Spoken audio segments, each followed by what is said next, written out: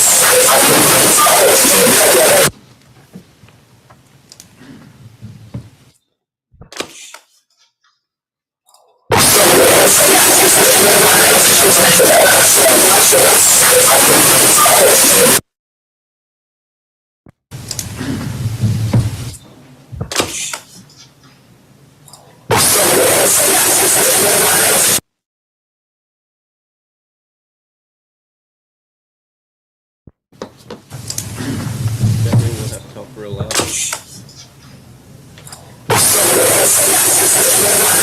for this crowd.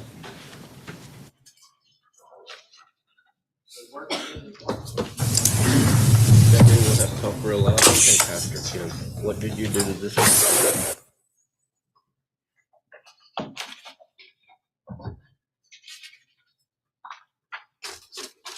Down the front row is always target, right?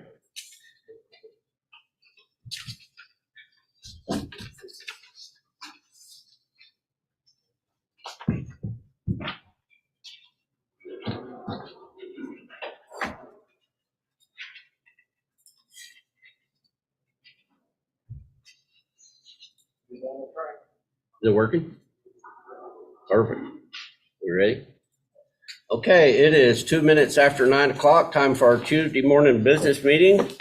And we'll call this meeting to order.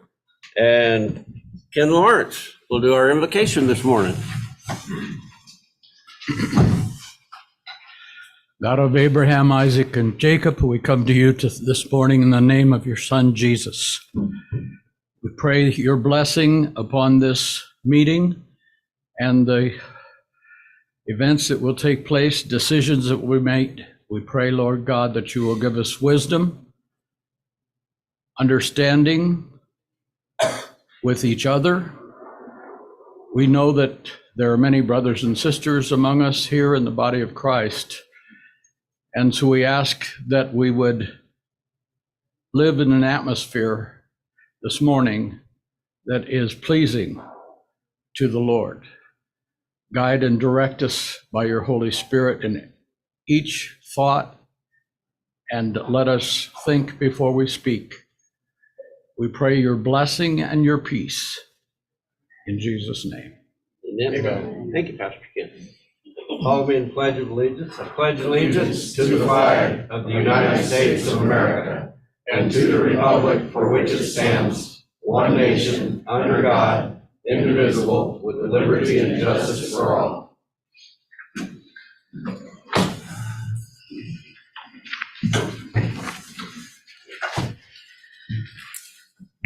Okay, at this time, we're going to open up for public comment. We will have a hard line shut off of 10 o'clock.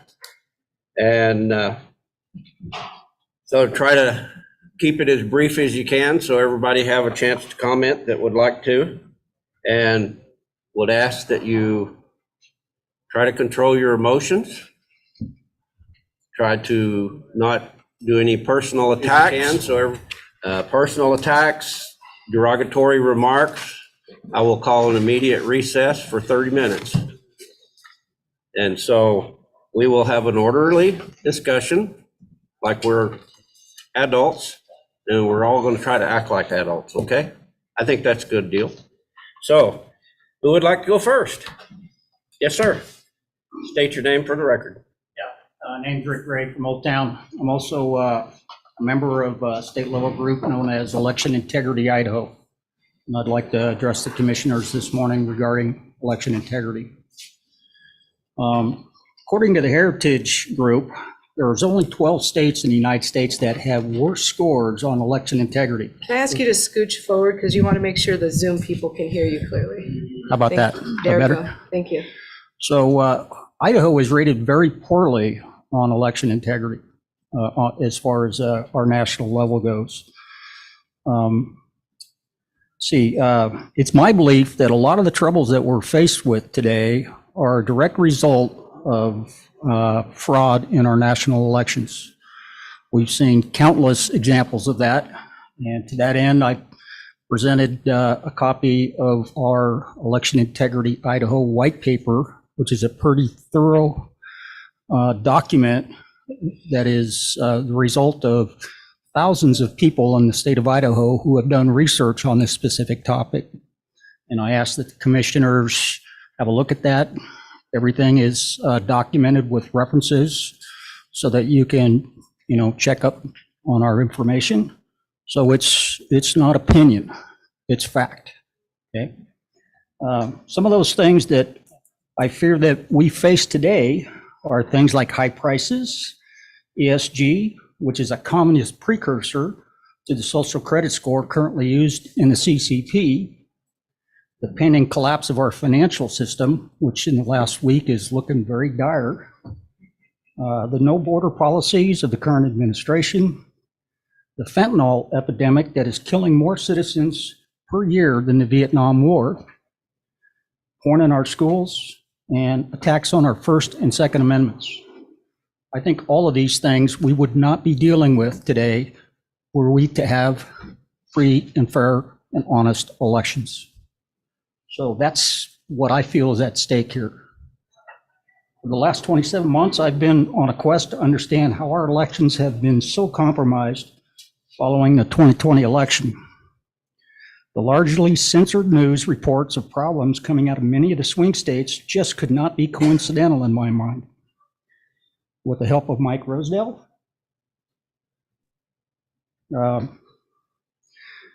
who I have great respect and appreciation for, I've learned about most aspects of how we run elections in Bonner County.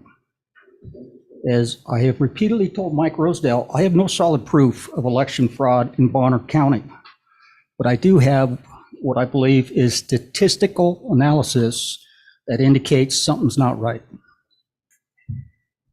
And that's through cast vote records. You'll see a reference to the cast vote records and are acquiring them in that document that you have. The citizens of Bonner County elect the county clerk to oversee and ensure fair and accurate elections. Sadly, what we get instead is elections contracted out to a vendor authorized by central, state, and federal agency based on legislation such as the Help America Vote Act. And that destroys transparency by following that information. So transparency is key. And to that, I'll speak to page 1 of the document that you've been given. It's a summary. It's a fundamental concept that our election systems require transparency. When transparency is lacking, citizens will not trust the election results. Transparency is intrinsic to a paper-based hand-counted election system, which was standard for many years. The average person can understand the process and can identify and call out suspicious behavior. As technology has been employed to automate and accelerate the process of counting votes, transparency has become more complex. Individuals or entities with experience in software, hardware, communications, cybersecurity, and related fields are now necessary to truly vet election systems. This independent oversight has not been established to a level that provide confidence to the voting public, as evidenced by several polls since 2020. We therefore conclude that if transparency is not restored quickly to existing voting systems, that they be removed and we return to paper-based hand counting. And with that, I'll just point you to page 6 of the document and some of the grades that we get. And you'll see that the state of Idaho gets a grade D on the specific issue of public access to the voter rolls. It's totally hidden from us with regard to having any sort of referable, who's added when and where, and that whole process. It's totally hidden. We can get those rolls, but they're a snapshot in time without any reference to who goes on those rolls and who comes off and when. Totally opaque. So that's a serious issue. And cast ballot list is another D grade that we get. And so I would ask that you look at those, consider ways that we might improve that. And then finally, the cast vote records. I do have a preliminary, as I said, that indicates that statistically, our 2020 election had votes dumped in during the early portion of the election through mail-in ballots. So that's something I expect to have confirmed information here on, hopefully in the next week. And I would love to sit down and review that information with you when I get it. Thank you for your time. Thank you. Thank you. Next, Mr. Rosedale.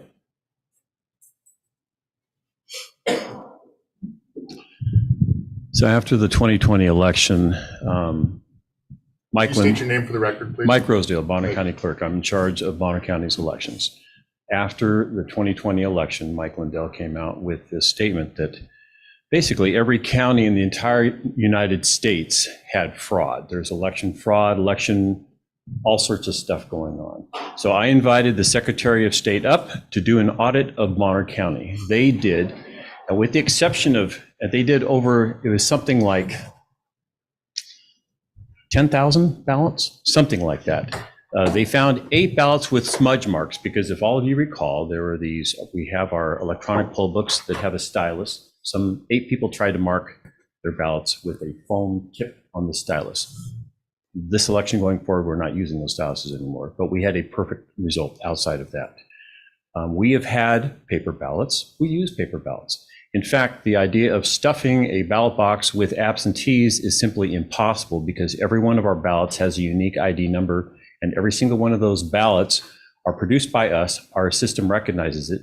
So if you try to make copies of those ballots and stuff the ballot box, they would be rejected.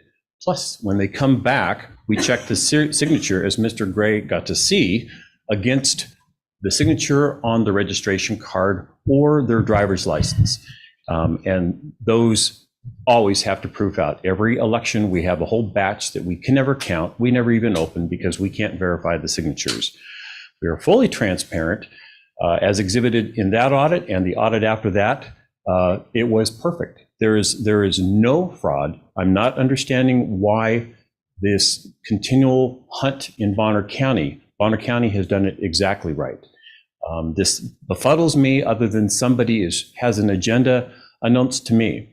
If we're using an election company that is a standard out there that possibly is behind some of the fraud in some of the big states, I don't know why we would take their word for it. But in Bonner County, as has been proven by the audits after the fact, we have been spotless. I was the first county in Idaho to offer our count vote record to anybody, and Mr. Gray was a recipient of that. I have been happy to provide it to him.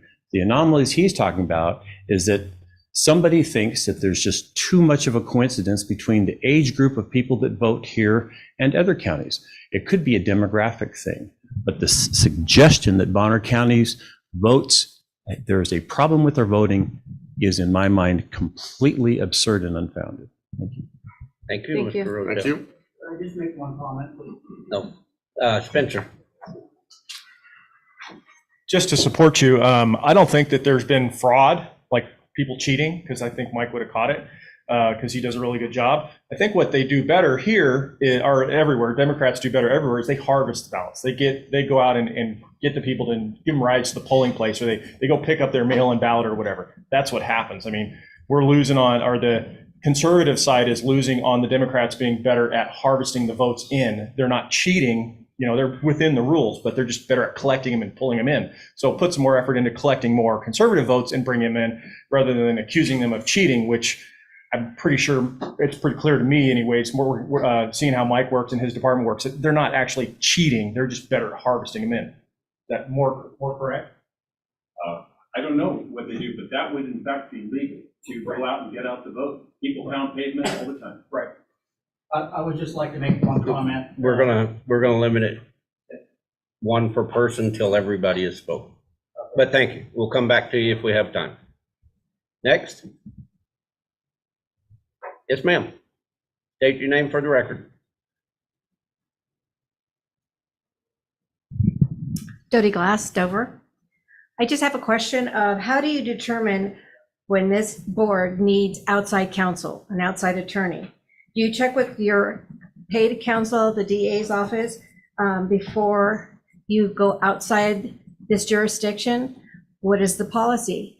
I mean, most boards, if you figure out that this attorney can't take care of you, you vote on it. We'd have public record of that on how you voted to determine to go to outside counsel. So it's a question. How do you determine when this board needs outside counsel? Usually outside counsel is required because whatever the issue is a conflict for the prosecutor's office, who is our attorneys. So there should If be. it's a conflict for them, then we have to use an outside attorney. Right, so they tell you it's a conflict and it should be up on the record that was discussed between you guys and you voted Right. to go outside counsel. Well, I'm going to kind of probably insert a comment there because that hasn't been the practice of the board, though. What the board were supposed to do is consult with the prosecuting attorney, and the prosecuting attorney says, I can't manage this claim, or they give you the necessity to go outside. There has been a pattern of individual commissioners or even other types of employees that will consult with an outside attorney without that recommendation. And the community saw that with the Davalier question. That was not a recommendation by the prosecuting attorney. And so, in my opinion, that is something that should be shored up because that generates costs to the county without showing the necessity to go to outside counsel. And it can arbitrarily give outside counsel the idea that we are assigning them as a particular type of attorney. For example, if we reach out to an outside counsel for an employment question that our prosecutor could have handled, we are potentially making that individual feel as if we're assigning them as our go-to person for that topic, circumventing the elected prosecutor that you all have already paid for through taxes. So I think there's room for improvement with that, because I see that actually frequently, asking an attorney and then you don't know until it comes before the board as a whole that someone has done that. Thank you. Next, and I will offer that whenever an outside attorney is brought in, the prosecutor's office hires them, not the Board of Commissioners. Prosecutor's office is the only one that has the authority to hire outside counsel unless previously determined by them. That is the way that it should work. That has not been the pattern of the board. And the example of Davalier remains, that was a vote by this board to hire Davalier, and they were an attorney firm. So it should be that the prosecutor gives a recommendation, they identify the necessity, and then the board moves forward. But that's not how things have happened on this panel. Next speaker. Ms. Gunter. Monica Gunner, and this is back to the Fairgrounds. I emailed you, Steve, and asked possibly, and I'm just requesting again, if when you pick the new Fair Board members, you could have somebody that knows the situation, knows the Fairgrounds, knows what it entails to be a Fair Board member, and have that person come and help you choose these people. But just choosing off a paper application, it's just not, you need somebody who's going to get their hands dirty and jump in there and fight for the Fairgrounds. So that's one request. So I'd like to know if you're going to do that. Do you want to answer that now? Can you do that? I had emailed you. Pardon? Are you offering? No, I'm not offering. I would do it if I was asked, but there's a lot of people who could do this. people who know these people who are involved with the fair. It's really important. Clarify that, are you offering, are you asking, is she offering to participate in the vetting process or offering to volunteer to be on the fair board? Because she's asking us to, because I saw your email, because you emailed it to me and I Yes, forwarded and to Steve. Bradshaw. And the question you're asking is, can the community give input on who gets selected for these open positions? Exactly. So when I heard, are you offering, I'm thinking the question really is, are you offering to be part of the vetting system? Because you didn't, is that what, I thought you were wanting to be part of that. I would be absolutely willing to do that. Somebody needs to do that, that knows the fairgrounds, knows what it entails to be on the fair board member, or to be on the fair board. So that's the first question. And maybe you could answer that, Steve, We're what looking you at it. think? You're looking at it? Yeah. Okay. I think it's a Yeah, good we're supposed to suggestion. get a copy of all the applications today or tomorrow. So, and then we'll start looking through them. Okay. Yeah, somebody who knows that what it entails. It's a big job to be on the fair board. It's a volunteer position, and we need right now the right people. So that's number one. Number two is back to the campgrounds. I've talked to a bunch of the fair board members that are now sitting, and I was for 20 years, I ran the campground at the fairgrounds during the fair and the rodeo. It is a huge job. People who want to rent a spot come to the fair office. I would take them out, hand walk them to the campground, show them their spot, tell them the rules, what had to be done with their camper, where you could park, where you couldn't park. It's a huge, huge job. The fair board doesn't have somebody anymore that does that since I got off the fair board, and it needs to be done. And to go from the existing campground to people going in the other campground is going to take a huge, it's a huge responsibility. And it's going to be really hard for one person to do at the fairgrounds. The fairgrounds has very few volunteers. So keep that in mind. The farther you get that campground away from where the fair board actually wants to put the campground is going to be hard for this person. It's a volunteer position and it's a nightmare during those events. So keep that in mind. The farther the campground goes away from the fair office, the harder it is. You can't just point somebody and say, go park in spot number 35. It doesn't work.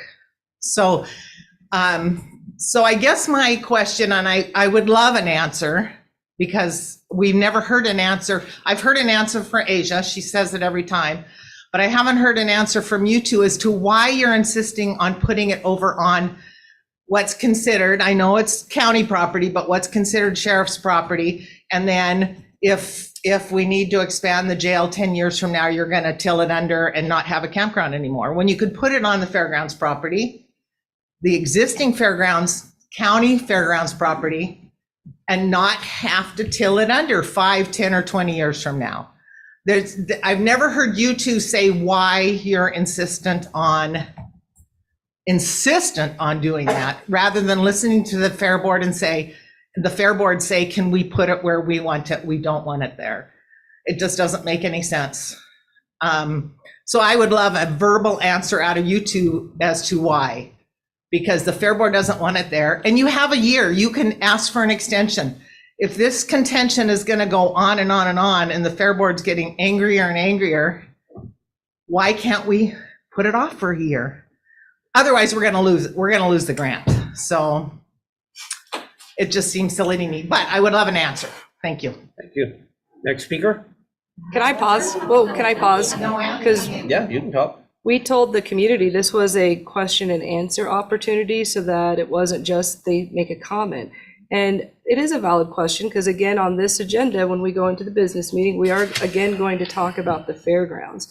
And as we make decisions for the county, what's the reason? Because you might have a fantastic reason why we need to put it on that piece, but you're not sharing it. So why not share it with us so that we understand where you're coming from?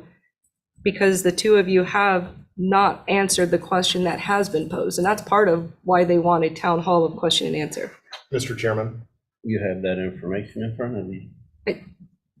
Mr. Allen? Mr. Chairman, the public was not told that this would be a question and answer series by the board. Upon the advice of counsel, it was suggested for us to provide an hour of public comment segment as a component of our regular business meeting. And to quote from Chapter 2 Board of Commissioner Meetings, 1-200B, the board will not engage with dialogue during the presenter during this session, but rather may choose to schedule the presenter's topic for board consideration at a future business meeting.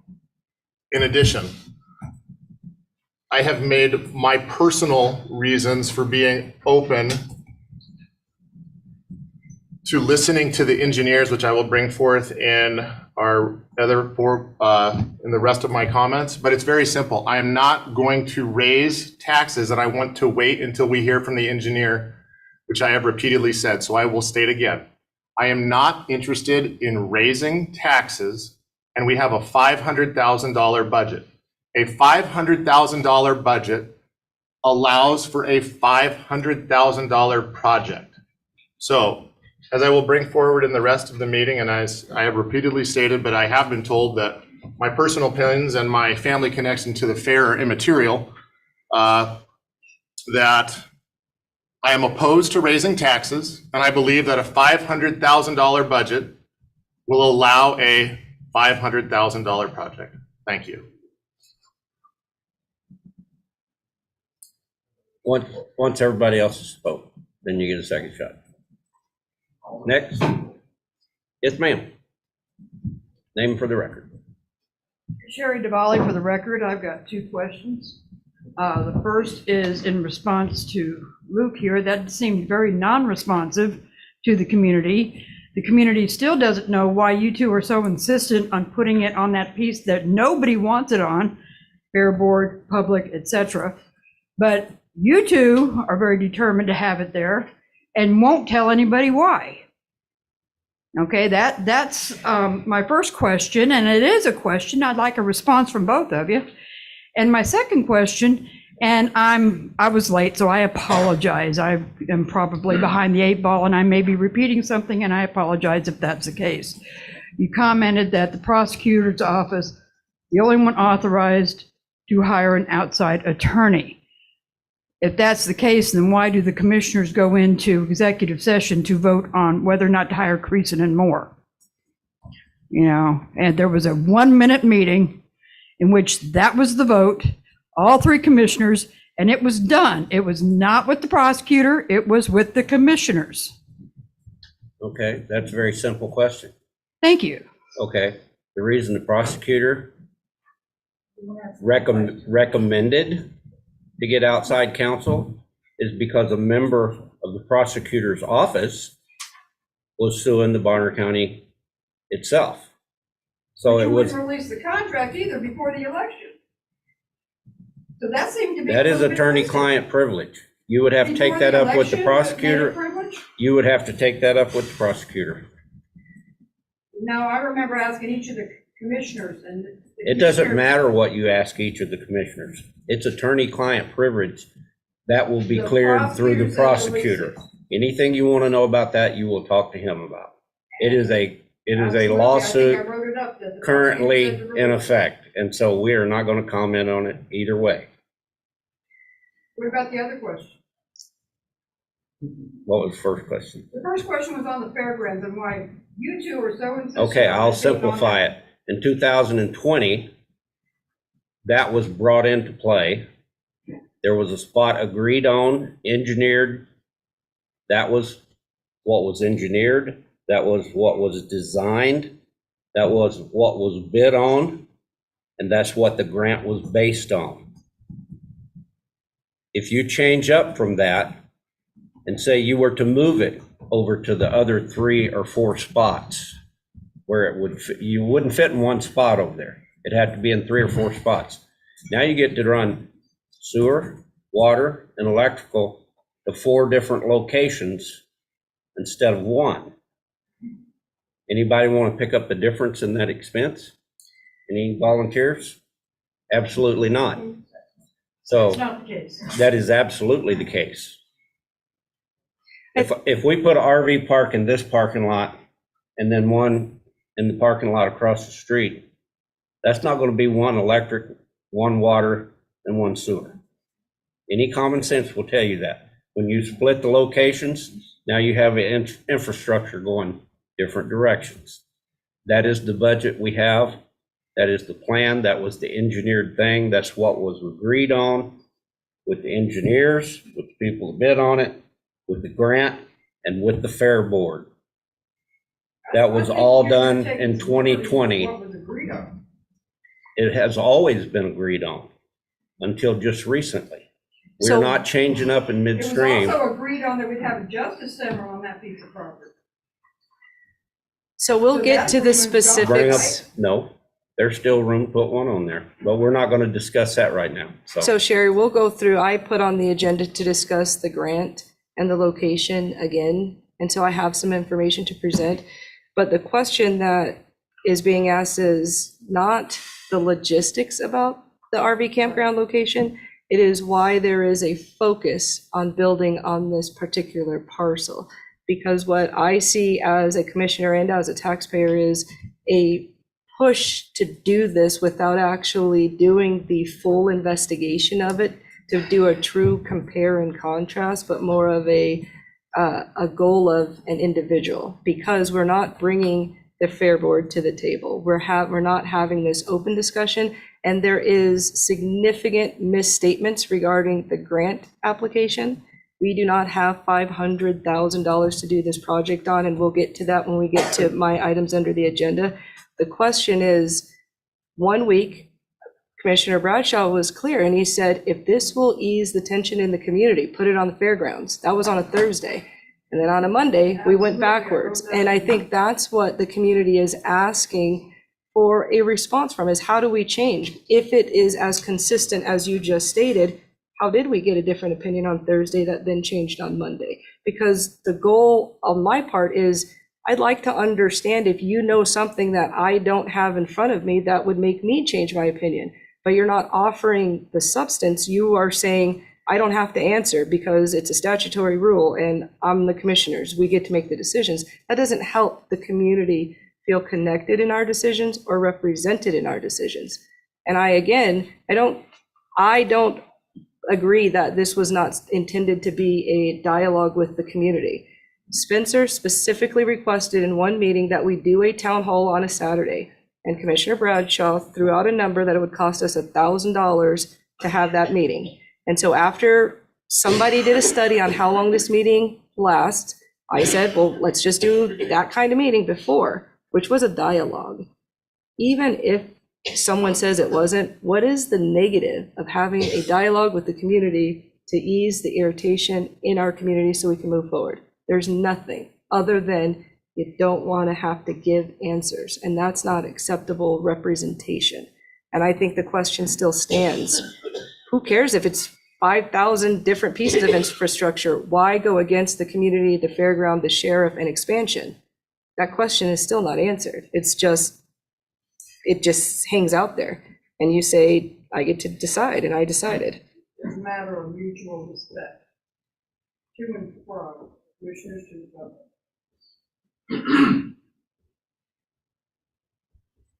Because to the public, it's why are we doing a town hall if nobody says anything? They could sit and stare at us during the regular meeting. Dave Bowman, for the record, the negative here is that the truth will come out.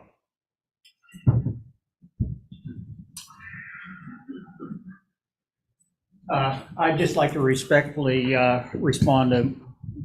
Sir, could you just state your name for the record again for everybody out in internet land? Once again, Rick Ray, Old Thank Town.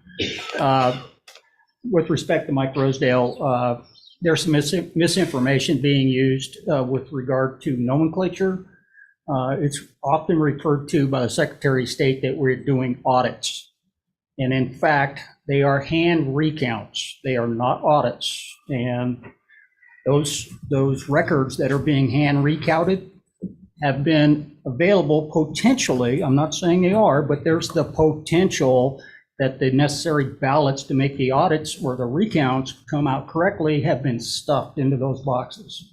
So that's just in response. And respectfully, like I said, I do not have any proof of any election fraud, and I believe Mike Rosedale has done a phenomenal job. So just that comment. At this point, I'd like to bring up another issue. It's sort of election related. It has to do with CISA. That's the Cybersecurity and Infrastructure Agency. They work underneath the Department of Homeland Security. And somewhere in mid-2020, our former IT person, Bonnie Glazier, submitted a service request form for CISA to perform cyber hygiene vulnerability scans. And in this request, there's a question on it. It says, does this assessment request focus on election infrastructure systems? And she answered yes. So this request was made for the purposes of protecting our election infrastructure systems. Now, in the actual document, the IP addresses were provided to CISA to monitor our public-facing IP addresses. That means everybody in Bonner County who sends an email to this county has their emails go through and are monitored, potentially with the ability, because you got to remember, CISA, there is nobody better when it comes to cybersecurity and hacking. These are the top of the line on the planet. So if anybody can do it, they can do it. CISA, our emails have to go by CISA's eyes. Now, is it encrypted? Can they read it?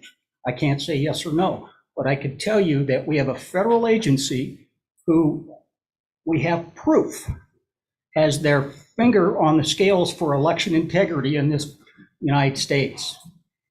There's thousands of emails that have been provided by Elon Musk.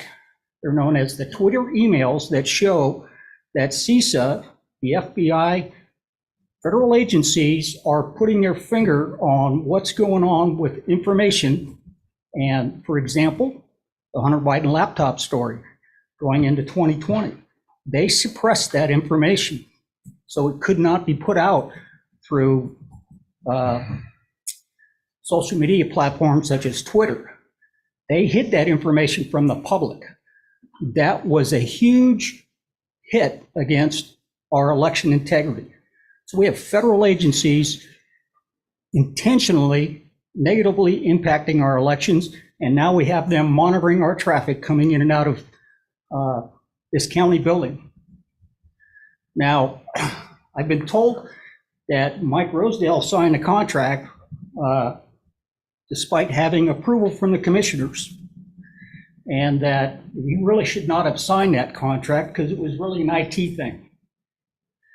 And I have requested that contract be stopped, that CISA not be allowed to monitor our public information coming in and out of the county building. And the responses I got were, it's basically a legal question. So my question is, what is this legal question that needs to be answered to the public for why this county is providing access to a biased federal organization to our traffic of communications to the county? Thank you.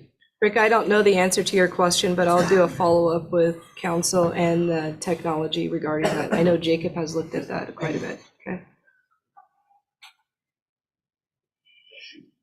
So with that, that was technology filling out. Mike Rosedale, Bonner County Clerk. Thanks, sorry about that. As far as, first of all, I want to say I appreciate Rick Gray's tenacity and search for election integrity everywhere. I appreciate his motives, his tenacity, his never-ending efforts. That I appreciate. As far as that document, that was something that technology filled out in working with them, and I signed it as the election official. Bonnie was the one that filled it out. I don't know how, if it was a contract or not, but it was for Bonnie.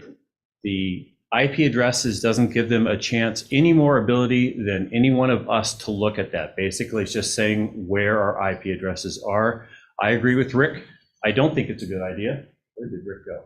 There you are. I agree with, I don't think it's a good idea. And I believe our IT is, the problem is that there are IT addresses, but they don't have any ability to get inside. It's like driving by a neighborhood and seeing if a light's on or off. That's what I understand it is. And it may not be that way. They don't have any combos, codes, passwords to get into our system at all. Thank you. Thank you, Mike. Trish? Hi, Tricia Bourne for the record. I just wanted to say I've worked the last 3 elections and was here for the audit. And everything is completely on the up and up. And if you have any questions, I would recommend working the elections so you can see how things are going. I had a quick question. Why, is there something that we don't know about Lewis Marshall and his office? Or what is the reason that we're sidestepping him and going to outside attorneys? We're not. But 2 times this year you have. No, we haven't.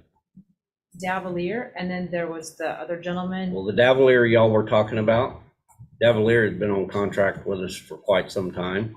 But that was an offer by one of their attorneys that was going to offer a service to help with their Robert's rules and how to implement them. It was an offer from him. It was not solicited to him. He offered it to us. We did not go to him.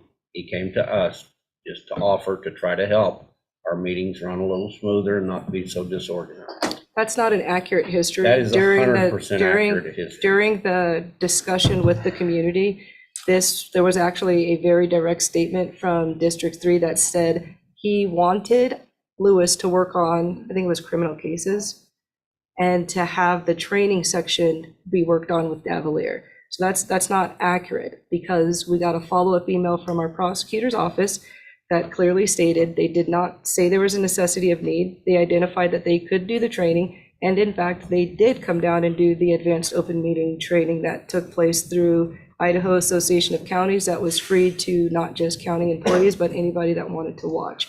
So it's a valid question. We might not, it's uncomfortable, but we do have people that consult with outside attorneys outside of the prosecutor. Whether or not those conversations generate a bill, I don't have the exact answer to, but we are contacting attorneys that are not through the prosecutor's office.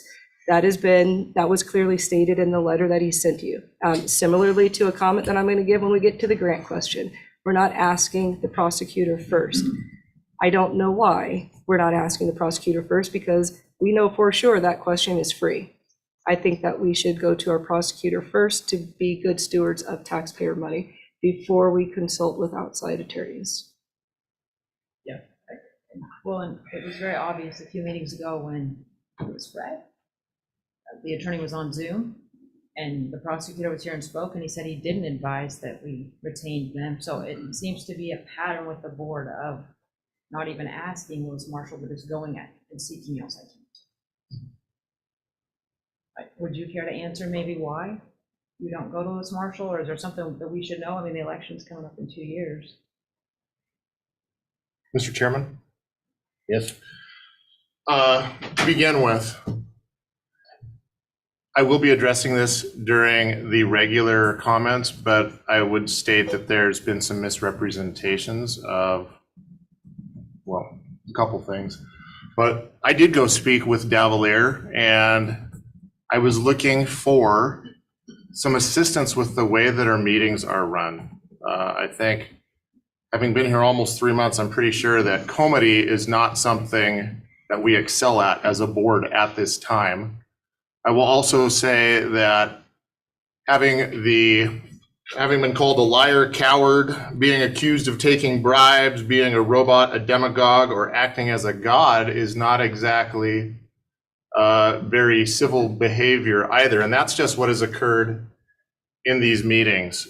I believe that not only does the Board of County Commissioners have room for improvement in how we run our meetings, but that the Fair Board, the Planning Commission, the Zoning Commission, all of these different commissions and boards, which we are statutorily obligated to be responsible for, have room for improvement. And I stand by, and I am going to continue to seek training, which I will address in my upcoming comments after the opportunity for the public to provide us feedback is given. Thank you, Trish. And then I just have one more thing. Commissioner Bradshaw, you're actually my commissioner, and I would really love it if you would do updates too and tell us what you're doing. And, yeah.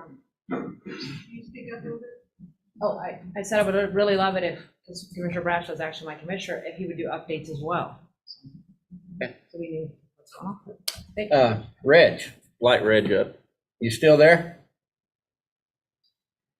Reg Crawford? You had your hand up for a while. Go ahead. Unmute. There you go. Reg Crawford, Sandpoint, Idaho. Can you, okay, there I'm lit up. Okay. Thank you for the opportunity to speak. To start, just a technical issue. I logged on and in chat was asked for my last name, but I couldn't respond because chat was shown as disabled.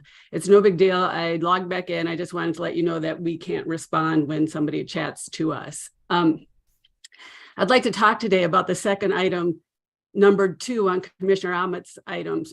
There's 2 items that are numbered 2 on the agenda. I see that for the 3rd time, someone is being brought forward to work with the board on meeting procedures. Throughout the previous meetings where the outside firms were brought forward, it was made clear that open meeting laws fall under the purview of the prosecutor's office, and I'm unsure why our prosecutor hasn't addressed this.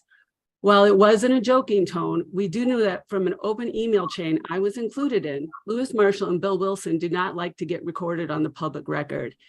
Is that why they aren't doing their job here? I'm perplexed. The public is aware that it was recommended to the previous board, I believe by the district court, and that they strongly recommended that the board receive this training from the Attorney General's office. I know Commissioner Williams has reached out to the AG's office and they're in the process of setting it up, or at least I captured some emails in a public records request to the AG's office stating this. Why is this board not willing to wait and use the AG as the resource? It's getting tiresome to see this issue continue and watch the continued degradation of these meetings. I would like to recommend that today's agenda be amended to remove item 2, or as it's item 2.2, until the AG can come up to hold this workshop. If you are unwilling to strike this item, I'm requesting that, well, that I be added to the agenda next week to teach it as well. Perhaps Dan, Monica, Dave, anyone else in the room would like to throw their hat in the ring for this job. Or please let the business meeting procedures be taught by those who already have it as part of their job description, are being paid for it, and who are charged with enforcing it. Thank you. Mr. Chairman. Thank you, Reg. In regard to item 3, it was actually Lewis Marshall and Bill Wilson who suggested I reach out to Cornell Razor, who is a past Bonner County Commissioner. I believe I'm going to make this statement, and I'll look for people that attend the Central Committee meetings more frequently than I do, but he's the parliamentarian for the Bonner County Republican Central Committee. I have reached out to him, and I am following the guidance of our legal counsel. Reg, this is Commissioner Williams. So I did also follow up with the AG's office since they did one more week of the legislators being down. There's a little bit of a delay, but they're supposed to get me a date this week, and I'll be able to update you when the Attorney General will be physically present to do the open meeting education and training for both employees and the community at the same time, and I'll make sure that you are notified of that as well.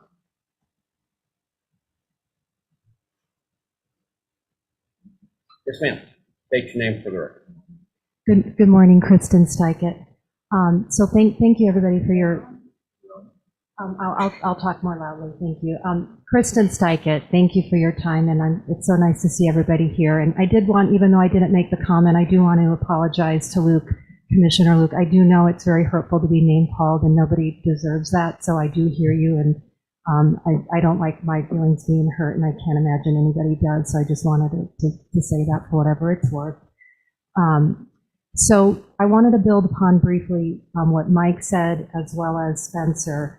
Somewhere between pounding the pavement and getting out the vote and fraud is this huge thing called people switching their party affiliation to vote in the primary to get their Trojan horse candidate through to the primary, and then that's the only name on the ballot uncontested, or there's another weak candidate and then they are elected. It happens, it's admitted to it. It's highly publicized, therefore it's highly successful. It's highly organized, therefore they then continue to publicize it. So it's just this ongoing cycle that happens. We all know it. People who do it admit to it, and that they're proud of it. It doesn't matter what party I'm affiliated with. I would never ethically do that, but it's also not fraud. It's also not getting the vote out on an honest basis. So I think let's just maybe acknowledge that as being part of this equation. I did want to ask both all of the commissioners, if I may, is there any non-elected official or someone who is not on the county payroll who is informing the campground, fairground issues, either in frequency and or substance? Is there any non-employee of the county or non-elected official who is informing your logic, thinking, decision-making, either in frequency or substance about the fairground or the campground, or any other issue? Is there? Does that exist? Not at this chair right here. Anyone The other else? two would have to answer for themselves. Okay, thank you, appreciate that. So you're asking if there's a non-employee speaking with the fairgrounds? Or non-elected official who's informing any commissioner on the board at this time. I agree with Luke, with Commissioner Luke's mother. It was a good decision about Zoom. I'm just saying she informed the decision, you mentioned it. Therefore you went with Zoom, and we were all, very ecstatic about that. So that would be an example. Well, I speak with my mother frequently. Yeah, so other than that, you've already mentioned that. Now, I would actually prefer if you agree with the logic of your mother, so we know kind of the thinking behind the switch of the decision going from A to Z based on conversation with your mother would be helpful if we understood the logic of why you agreed with your mother, but I'm factoring your mother out in this particular case. So I'm getting blank looks, so I'll just read something that I screenshot. So I don't think that when you are asking, is there a non-employee that meets with the Fair Board, I haven't actually Not the Fair Board, commissioners. Is there any sort of think tank or anybody who's helping you with your logic on this decision-making about the campground?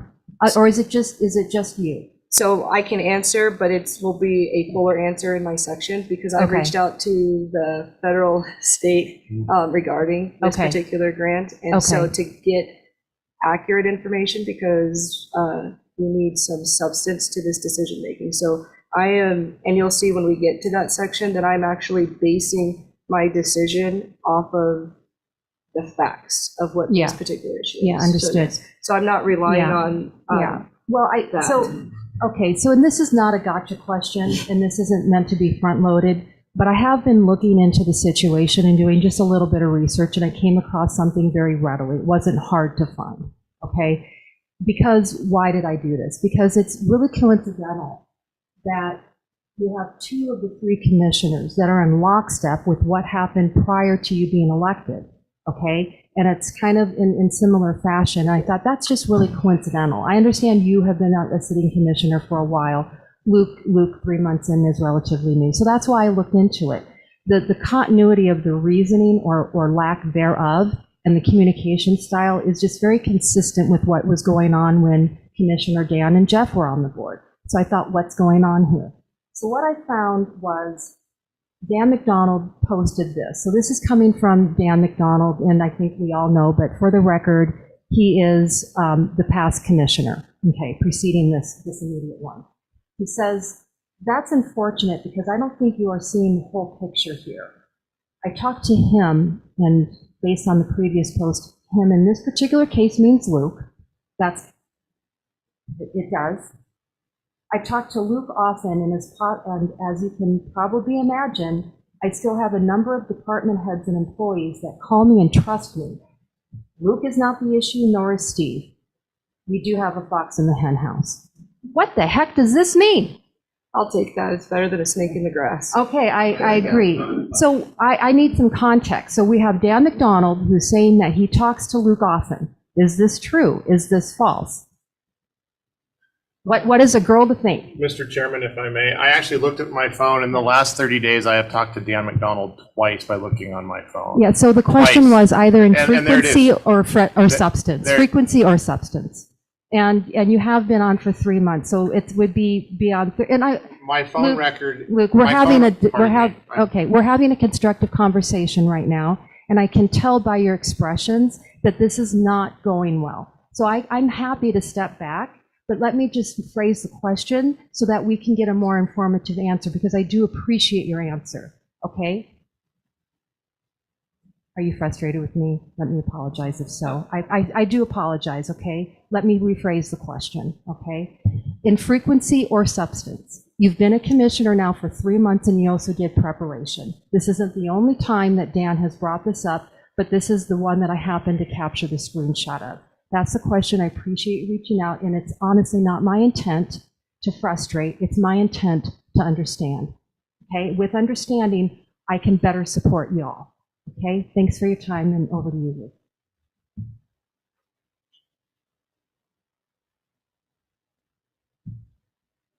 Dan Rose, we got 5 minutes and the clock's ticking.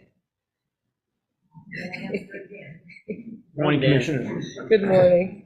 I'm going to kind of make this quick. First off, the question is, why are we putting, or the question posed to you is, why are we putting this on, they call it the Sheriff's Complex, but it's not the Sheriff's Complex, it's the Readiness Center Justice Complex. So if we can use that terminology in the future, that'd probably be best, because that's what it actually is. The question is asked, why are we putting it on? I'm going to ask the opposite question. Why it can't be placed on any current fairground location that is not Readiness Center Justice Complex. So you answered why, or tried to answer why it's on that. I'm asking why it's not on another piece of the property that's already the fairground property. It appears in the documentation that I got of this meeting packet that there's a memorandum going back to square number one in this whole conversation, to the unacceptable desire of adjusting property lines, which is for the reason of putting a RV campground on the Readiness Center Justice Complex property.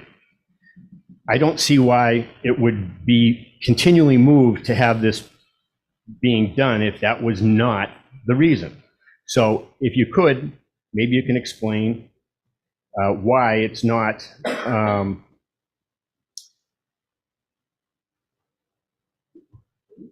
why it's not going on the fairgrounds. Also, the Central Committee put a resolution before you for a non-binding advisory ballot question, which was acceptable to all Bonner County constitutional officers, including Commissioner Williams, and accepting only Chairman Bradshaw and Vice Chairman Omot. If we're back at square one, why are we not getting the public to weigh in? What are you hiding by not having put that on the ballot question? Because that would have given you a real good idea of where the people stand, and you avoided it. And it's clear, and you will hear about it in the future, I'm sure. You ready for your answer? No, not yet. Who was the engineer in 2000? You claim an engineer that designed, bid, and based all these decisions was on a 2000 engineer report. Who was that engineer? Was this done during the lockdown period like SpaceX was? Mr. Chairman, you were there. You're the only one that knows. I believe it was Civil Engineering that laid it out and designed it. Okay, and specifically, did the engineering report state reference to RV campground construction, the extent of that construction, or was it including the skating rink and a cursory mention of a campground? And number 5, the vice chair.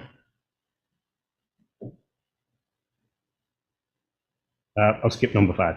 So those are the questions that I have. I'm hoping I can get some answers on them very briefly, if you could. Okay. In 2014, Chairman Kerry Kelly, Bonner County Commissioner, and the Board of County Commissioners designated that piece of property with the sheriff's approval exclusively the Bonner County Fairgrounds. Until otherwise determined. Gotta get that sentence in there. So that does not bind us, but it does not restrict us from carrying forward with it. But that was dedicated exclusively to the fairgrounds in 2014.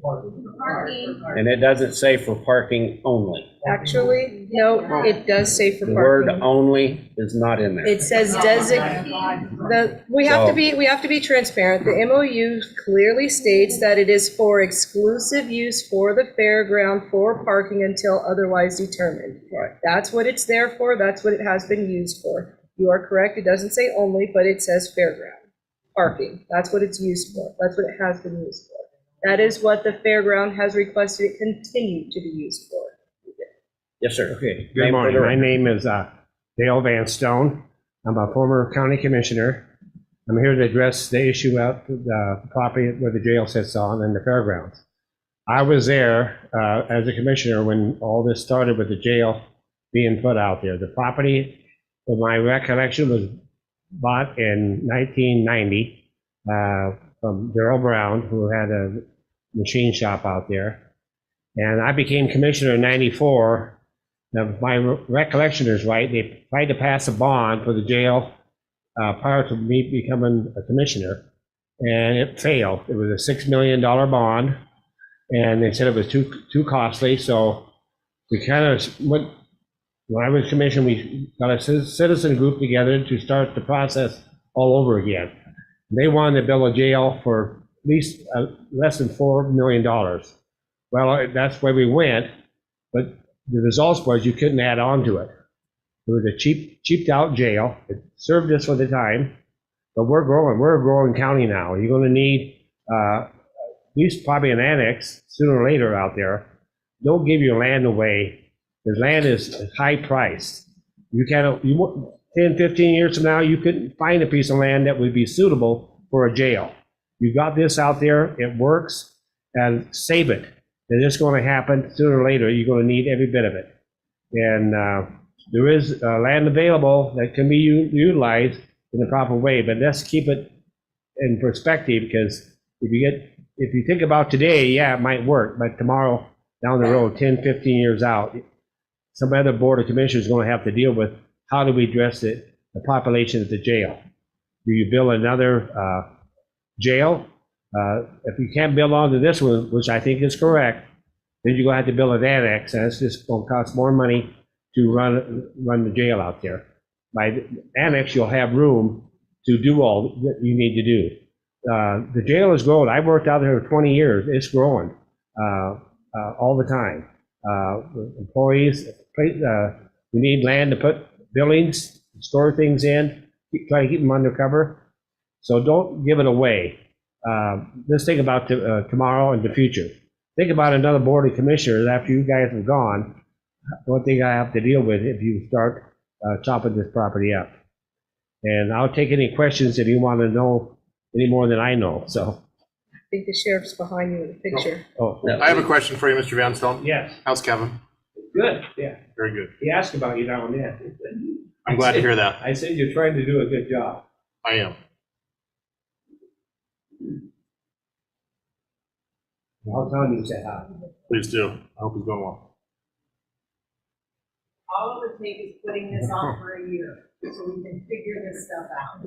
I Sheriff, think we'll get to a good answer Sheriff, today. did you want to make a comment? Well, I just wanted to say, I'd never like to make a comment, Sheriff Darrell Whaley.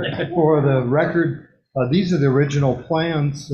Commissioner Van Stone was serving as commissioner during that, and they identified both on this lot, on the page, on the second to the last page, they identified as the jail facility as that 20-acre parcel that it was originally purchased in 1990. This is the criminal justice facility. The jail, the juvenile detention was added there originally a few years later. And when they built the annex for the sheriff's office, which started immediately after the jail was finished, the drawings from James Sewell identified that original property also as the jail and juvenile justice center. So there is an incredible amount of history that is documented. It is a criminal justice facility, and that property was originally built and purchased in 1990 for that. And as former Commissioner Van Stone said, it was their intention during that whole time to save that property and build it and expand it, and eventually expand it to a criminal justice center so that we can have a courthouse, an office for the prosecuting attorney, and also the defense attorneys. Yeah, nobody on this board is against that idea.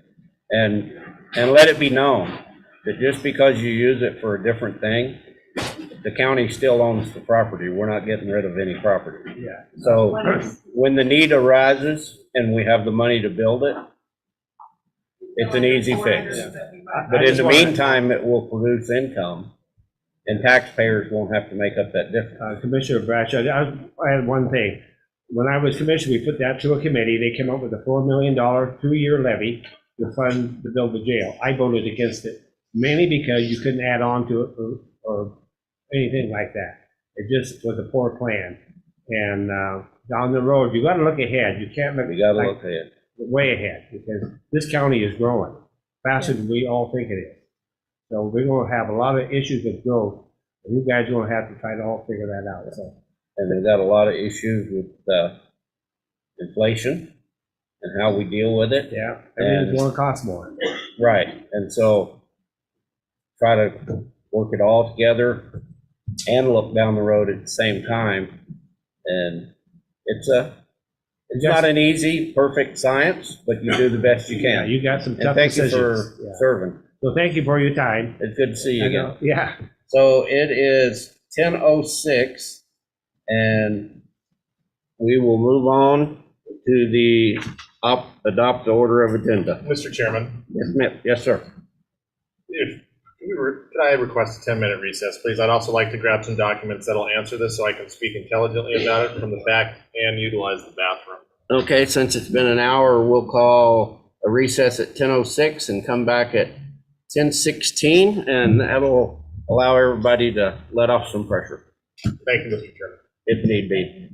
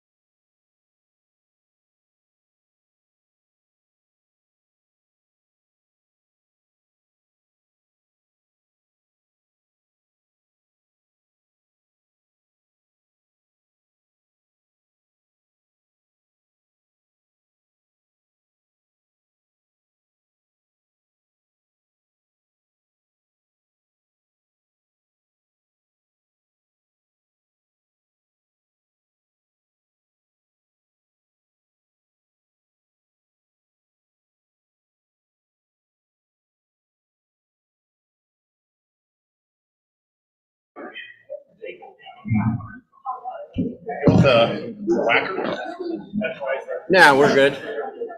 So holler when you're ready. All right, it is 18 minutes after 10 o'clock, and we will come back into the meeting out of recess. And at this time, I will entertain a motion to adopt the order of agenda. Mr. Chairman, I move to adopt the order of agenda as presented. I have a question on the agenda. The executive session that says technology records exempt, there isn't anything that tells me what this is for. I know Sheriff has given us multiple requests for an executive session regarding technology, but can somebody explain what that request is, because it's not defined? Mr. Chairman, there is an issue with technology that involves a number of elected officials. I have invited those officials to participate in an executive session that was scheduled at 1. I did not include the two of you because then that would have created a recurring meeting. My IT item says that it is confidential and it has to do with warranty and service. Information. There's another one here. So inviting all of the elected officials and calling it records exempt doesn't tell me whether or not it qualifies for the reason of an executive session. So what is the reason? Not simply technology. In regard, I can only reference to the one that is number 1. I'm not certain what. I think that has to do with it. I believe that was asked to be put on by technology. We could ask our technology. I believe it has to do with confidential software. But I can, if you'd like to give me a minute, I'll go find our technology guy and ask. So this is kind of. We got the amount on there, so I'm sure that No, it is. there are two separate. No, I'm sorry. There are two options of technology. And so this is part of what happens when, so if you look in our packets, I send my email request for agenda items so you can clearly see what I'm asking for. This doesn't have any direction of who's asking for the executive session. So since we don't know why there's a 1 o'clock executive session for technology, then this item, I request that it get removed. Pardon me, Mr. Chairman, the 1 o'clock is mine. I put that item on there. I have invited certain elected officials because it has to do with software that has to do with a number of important functions in order for us to maintain our internal controls, and it is absolutely appropriate. And I did speak with a number of elected officials about this, and they have been invited. I coordinated with them so that they could attend. So none of that explained what it's for, though. Okay, well, we will find out when we go into executive session, and if it's something that didn't need to be executive session, we'll bring it back up public. Thank you very much. Except that executive session is narrowly defined, and the community has a right to know what we're going into the session for, and then we move into executive session. We discuss that very narrow item, and then we come out of executive session. So I can't vote to go in not knowing what I'm going into. You're supposed to tell me, hey, executive session, this is the reason, this is how it qualifies, and then we move forward. Not that I have to wait and find out. That's not, because in my view, every other elected has been notified of executive session and what it is except me. But I'm the one who has to vote for it, so I can't vote for it. That's a different one. No, it's not. It is the last one, 1 p.m. executive session technology. It gives you no explanation. And Bill Wilson has clearly told this board that we can provide more information. For example, if you look at the other technology action item, it tells you exactly why we're going into executive session and the dollar amount that we're discussing. But the second one is missing all descriptive information. So as a voting member of the board, I can't approve the agenda if I don't know why the executive session is being requested. Okay, well, I will step down from the chair and second it. Roll call vote? Yes. No. Yes. All right, District 2 Commissioner report. All righty.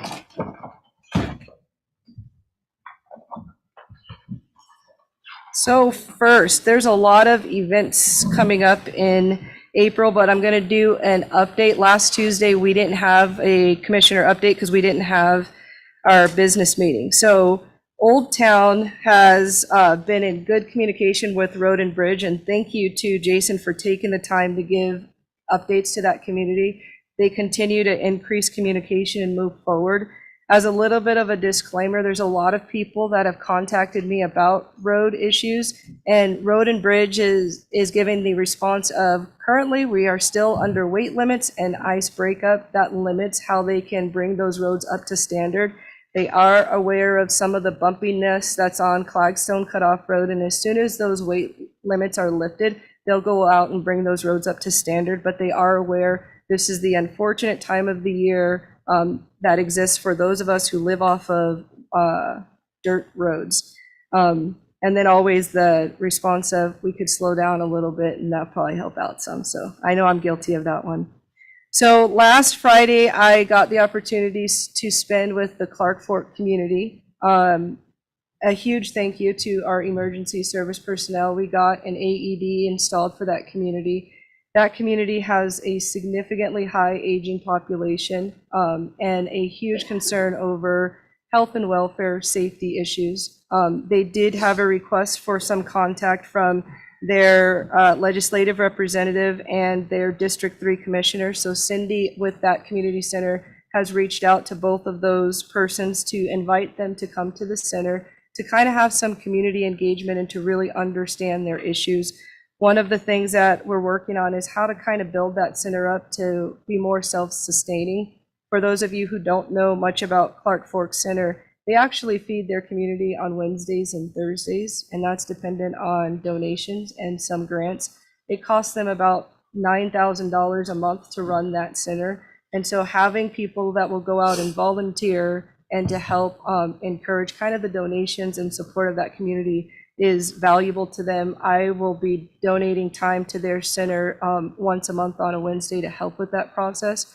But if there are members of the community that live in that area and have a desire to help that community, that's definitely something that they could use. They have a high population of people that like their meals delivered to their home.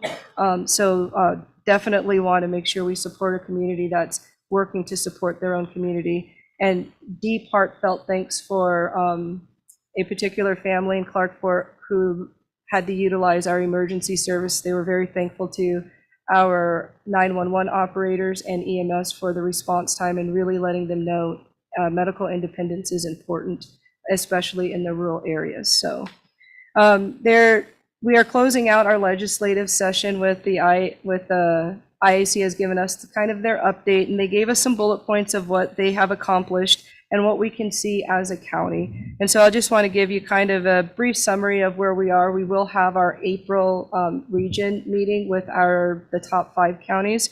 But through advocacy with IAC, we were able to secure an additional $41 million in ongoing transportation funding for counties, cities, and highway districts, secured $100 million in local strategic initiative grants for local transportation projects, secured an additional $200 million in local bridge replacement funding, and Bonner County is the recipient of some of that, the benefits of upgrading our bridges.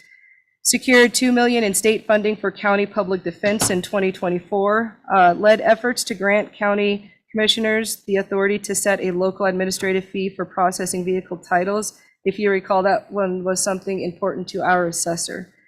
Collaborated with legislatures on packages that will increase access to the circuit breaker program. This was something that a lot of our communities were impacted with the increase in property value. So that was a fantastic achievement. Codified caps on jail medical expenses, and collaborated with legislatures and the governors on a transition to a regional state-based indigent public defense system.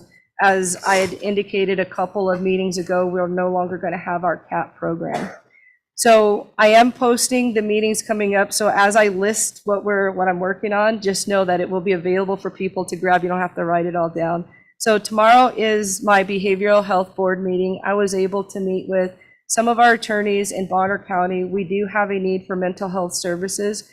One of the things I encourage, if you find people that have that need, that they utilize the services, because as we pull services into our area, we have to make sure that the service providers are being used so that they maintain a desire to stay within our community. So I'll give a report out on our meeting of Behavioral Health Board. On April 17th in this building at 10 a.m., we're going to have a Planning Commissioner's discussion with the community. They're going to present some information on LUPA, regulatory taking, and kind of the high level of comp building. So I encourage everybody to participate who want to have kind of that dialogue with our planning commissioners.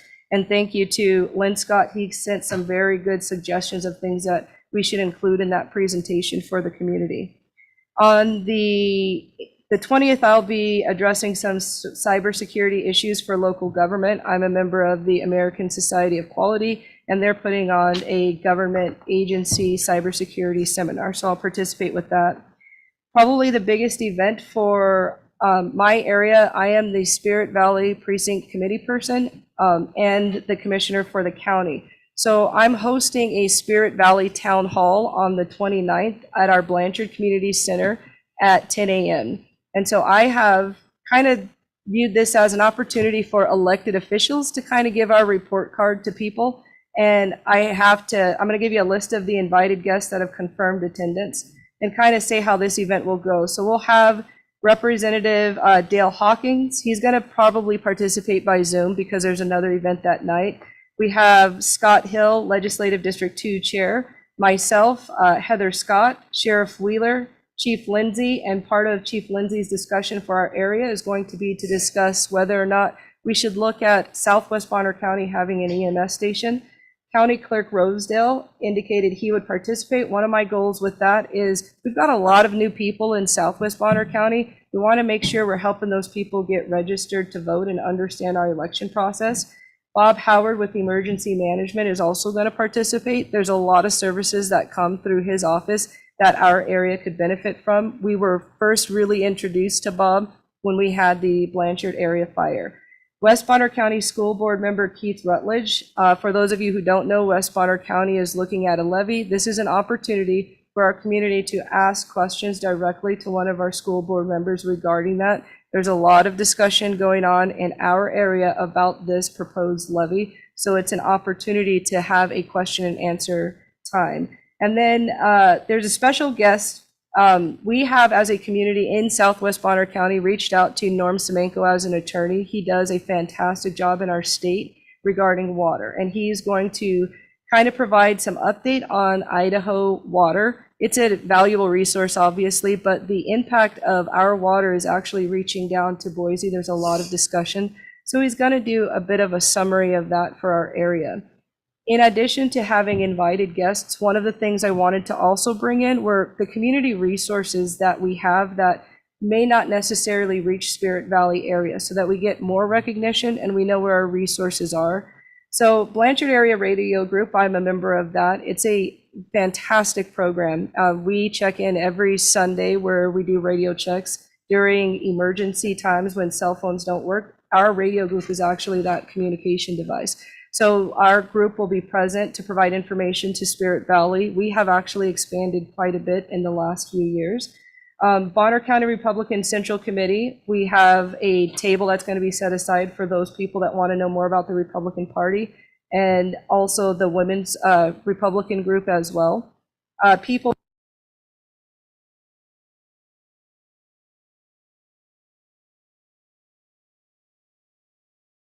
America Free Again is a medical freedom organization with Ms. Doty as the captain of that. She's going to have a table to kind of educate our area on that topic.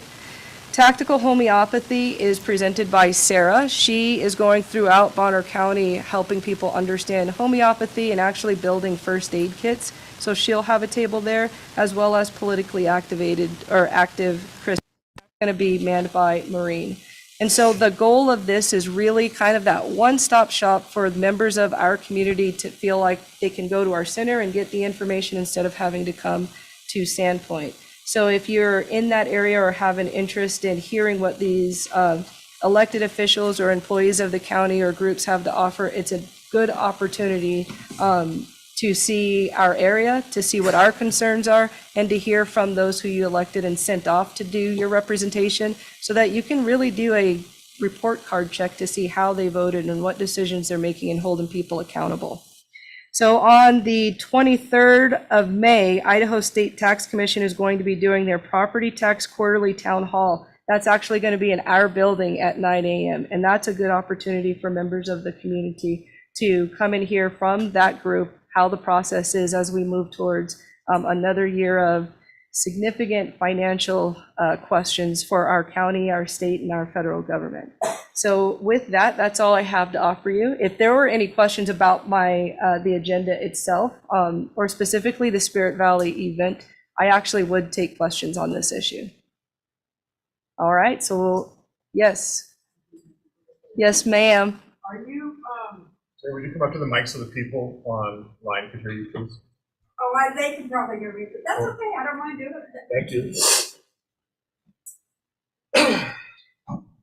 Sherry DeValley for the record. Thank you. Your town hall, is that gonna have like booths and then a main place for speakers, or how do you plan on, what kind of a So format our is that? center, it'll have the tables for the community organized groups along the edge, and then the center is going to be all seats. And you're gonna have just a select amount of speakers, or is everybody gonna be speaking? Every last one of those invited guests are going to speak. The booth, those that are at a booth will have a 3-minute introduction about their program, what they offer, and then people can go to the booths to grab information directly from those groups. But Great. every speaker And what did you say was happening on the 23rd of May? It's the Idaho State Tax Commission. Okay. This will be easier. I'll write it out. There you go.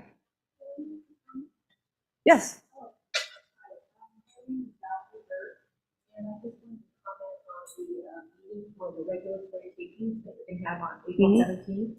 I highly encourage everyone in the community to understand what a regulatory meeting is and to understand this. It's super important to know your land use laws. I am personally going through something right now where I'm being so restricted on look at the land, and I'm trying to work my way through it. But if the people of this county don't understand the land use laws, it could be detrimental.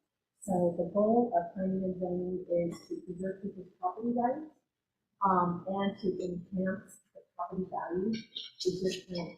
So unfortunately, I am not going to be running for that. So if there's someone that can please in my sense, go and do that. I think everybody needs to be part of this because I've been reading a lot on Title 44, which is the FEMA like action, emergency preparedness, and how it relates to Title 11, Title 12, Title 14. Title 14 is our floodplains. We have water everywhere here. It's beautiful. We do want to maintain it. We want to keep it clean. But we also have rights that are afforded with our properties, the bundles of rights that come with, when we purchase a property, it is done in a special way, and with that, we are afforded certain property rights. I don't want to see any of my neighbors be infringed upon with those rights. So please, I'm begging that you guys go back and find out those. Thank you. But make sure you guys speak into the mic. You turn away from the mic.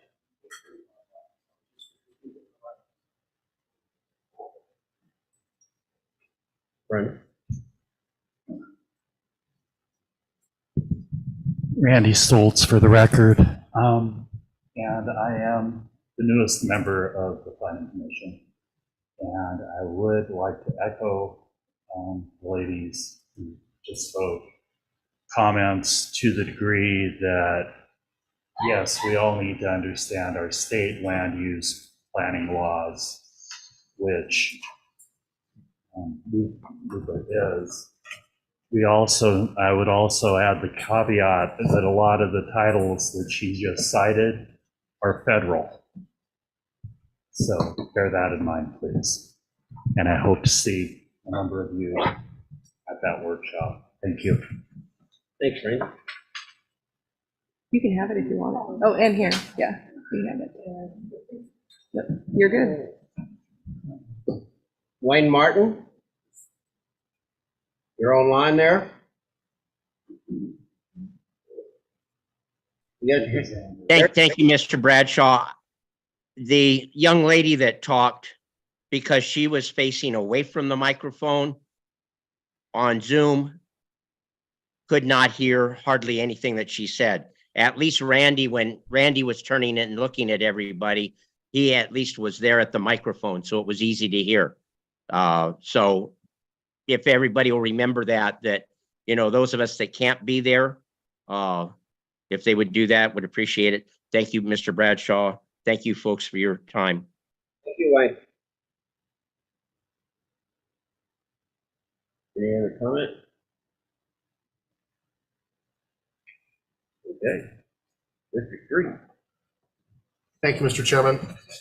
Last week, the regular business meeting was canceled, so the Board of County Commissioners and had guests from other counties could attend Board of Equalization training. And I have to say it was excellent. We had a state tax attorney and representative of the tax commission. And it's important as we roll into tax season and you start getting bills that we are clear in our communication that there is a difference between your assessment and your taxes. This was a great training that will hopefully help us to serve the public as we deal with value versus taxation. And there is significant difference in the manner that Idaho assesses its taxes versus our neighbors of California, Oregon, and Washington. And it was very informative and very helpful for this commissioner. In regards to a number of points that were brought forward, in 2019, there was a jail study conducted by Integris. I'm not going to go too far into the details. And it shows that there is a manner to build an addition. 2 weeks ago, there was reference to an Attorney General's report that suggested that the Board of County Commissioners were shut down in their attempt. Here is the conclusions from the report on alleged violations of Idaho meetings law dated February 16th, 2022. The board likely violated the open meeting law during its October 6, 2021 meeting by failing to identify on its agenda all items of probable discussion, which could be declared null and void by a court. This office recommends the board consult with its attorney and take steps to cure the open meeting law violations as set out in this report. As the ice rink was moved to the Field of Dreams, there was no further violation that needed to be cured. This week on Wednesday, March 29th, I attended a Fairgrounds meeting, and it was pretty interesting. Prior to the meeting being called to order, there were 3 members of the Bonner County Sheriff's Office that were called with 2 Fair Board members that were pointing in my direction. I got up and I introduced myself to these deputies. I was informed by a sergeant of the Bonner County Sheriff's Office that he was there because it had been reported that I had intent to disrupt the meeting, which I found to be fascinating because the meeting had yet to be called to order. There were 3 deputies that attended this meeting. I think when we live in a day and age where fentanyl is killing our kids, we have multiple people that are shot in a Christian school, and we have a convicted sexual offender who is found to be attending some of our own local events, sending 3 deputies to protect the Bonner County Fair Board from a Bonner County commissioner is an interesting use of resources. Previously at this meeting, we had questions in regards to what we were authorized to do to trespass. And the First Amendment, which I highly cherish and value, is a big deal. And it was brought to our attention that 1, the right to attend, and this is from the March 13th, 2023 memo written by Lewis Marshall, Bonner County Prosecuting Attorney. And it says, the right to attend and participate in limited public forum, public meetings is a fundamental aspect of the First Amendment's protection of free speech, as well as the right to petition the government for redress of grievances under the First Amendment doctrine. Now, I was not there to have grievances at this Fair Board meeting, but I was there to ask them to hold off from writing a letter until we have a joint meeting, which our clerk is working to schedule, between the Bonner County Fair Board and the Board of County Commissioners and Sewell Engineering, where we will present to the public, and I would encourage everybody to attend so that they can listen to the engineers, and we can look at the diagrams, and we can look at the grant application and work together to address the issue that is before us. That was my purpose, and I wasn't aware that maybe some First Amendment rights get curtailed. Further in this memo from March 13th, 2023, in regards to trespass law, and the sergeant who was doing his job was very clear, preemptively stating that with the knowledge that I intended to disrupt the meeting, which I found to be interesting as the party that allegedly was going to disrupt the meeting, that not only would he arrest me, but he would trespass me from Bonner County property while I was there serving as a Bonner County Commissioner in regards to statutory obligations. I guess if there are 3 deputies at this meeting, I guess I wonder who else is out there in the county protecting the county. So, in addition, so that meeting will be forthcoming, and I would encourage the public to attend, and let's listen and see what the engineering firm has to say, as well as the work that are the engineers from Bonner County have in regards to our parking study before we make decisions in that effort. The other thing that I have been working on is technology. I've been working with technology, which is why we are going to have that executive session, so we can work to continue to improve and secure Bonner County's digital infrastructure as is part of our internal controls, so that we can serve and protect Bonner County. And finally, yesterday morning, and I was encouraged to hear that Commissioner Williams had also reached out, I called the AG's office to request training, as I will bring up later in my agendized items, so that we could conduct training, so that hopefully we can work together as a board, as elected officials, and as commissions to serve our county. Thank you, Mr. Chairman. So I need to give a comment here. So we need transparency on a particular topic. So what took place with respect to the Fair Board, and their attorney representative is actually in this room, was the Fair Board sent a letter to the Board of County Commissioners asking that the board step out of the position it was inserting itself in at every meeting. There was an email sent by District 3 to the Fair Board members in a form that was perceived as aggressive towards the Fair Board. He clearly told them he would be in attendance in spite of being asked not to, as they are a board. The language that, if you're going to be transparent, sheriff's deputies are employees of the county. I'm not going to risk litigation of this board by disparaging what took place. You sent an email to the board in spite of the board saying they did not want that involvement. And when I was contacted about what took place, you arrived at the Fair Board meeting, you were recording, you were inserting yourself in the meeting, and what was reported to you was that you were welcome to stay during the open portion of the meeting because it's open to the public. But when they go into the executive session for the Fair Board, you are not to attend that portion. In your email, you asserted yourself as the liaison to the Fair Board. You asserted yourself in the capacity of a commissioner. And that was the reason that the members of the public who are volunteers had a concern. So this was not just a conversation I attended and holy crap, there's 3 deputies. You advanced knowledge, the Fair Board, of a potential problem, and they had a reasonable concern. That's what took place. And the deputies were not happy with the action that took place. The sheriff wasn't happy that they had to have an interaction.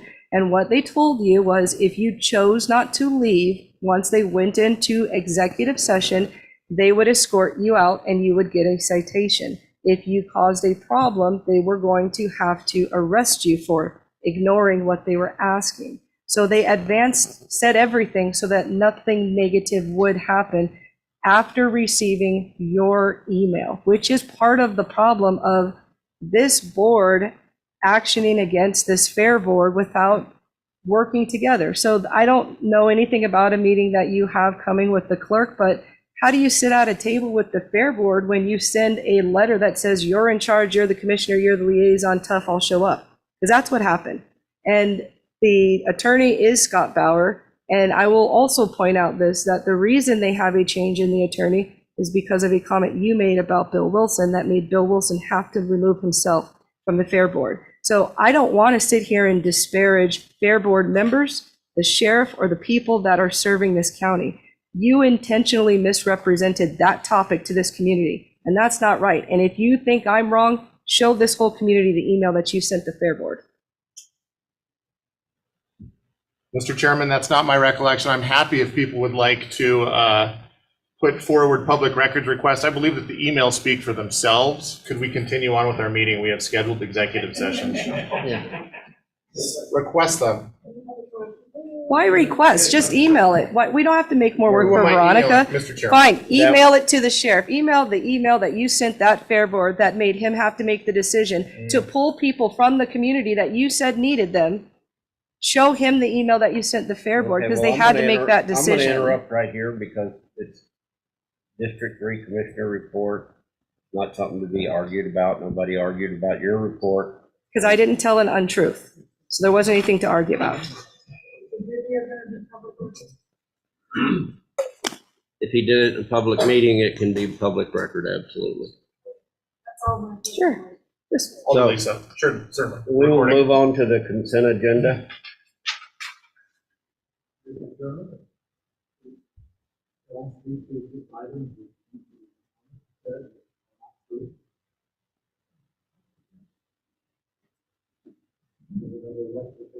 Absolutely. And usually, if they get a call, they show up, whether the call's founded or not. Sure. Sheriff Darrell Wheeler for the record. I know Commissioner Bradshaw was present after the ice rink debacle went out, and I sent a complaint to the Attorney General. And I believe, if you recall that meeting, that there was an attempt to just get rid of and neutralize that contract, but the attorney that was present at the time advised the board that they had to admit that they violated the open meeting law, and they did in that call, and it's on record that that call was a violation, and they reversed it and they canceled the contract. So those are the facts, not that they placed it in another location, that they had to acknowledge the Attorney General's report. Is that what you remember, Commissioner? Yeah, I'd have to look at it to be exact, but yeah. You kind of recall that. That's what rectified it. Yes. Okay. Yeah. So, and I also want to do, I think it's appropriate the whole thing to follow up that if my deputies or myself are accused of something that we did, public safety is number one, the job of the sheriff's office. I want everybody to be able to attend meetings and feel safe to do so. And if people feel uncomfortable, I'm sorry. And I want to just read an email that was sent to me. I think it's very pertinent. That applies to this, that was sent to me from the HR director who was present at that meeting. And this is what that said. It says, I would like to document this for last evening's meeting as the official notice. I do this because of a pattern of behavior presented by Luke Ahmet, Commissioner, that is becoming even more concerning to many.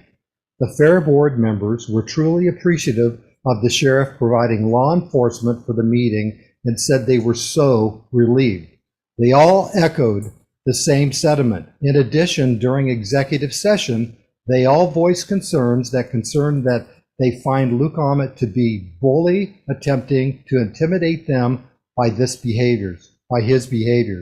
This is not the first time this has been shared.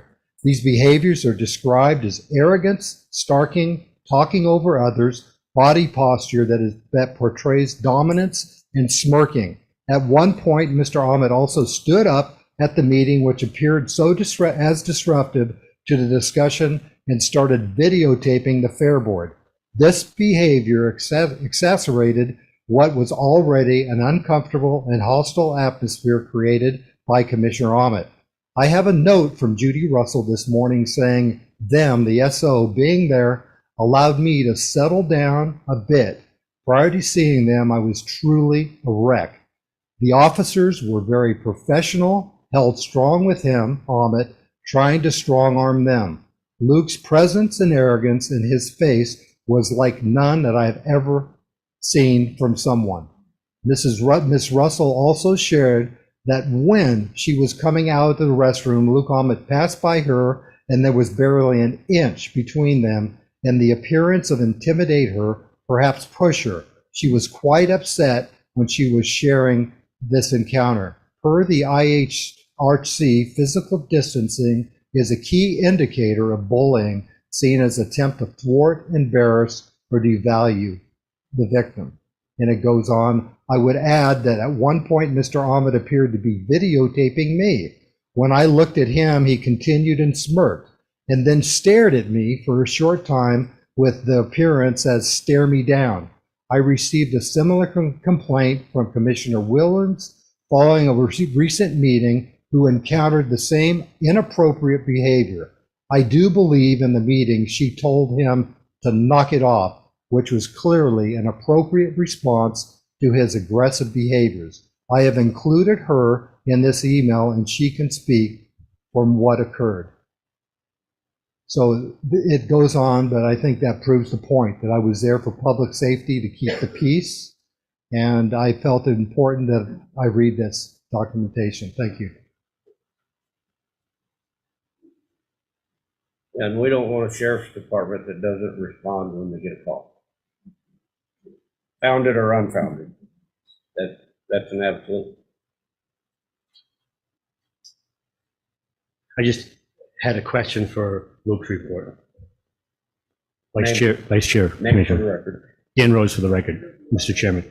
And Vice Chairman Omat, you state that you're asking, I'm not sure what you're asking actually.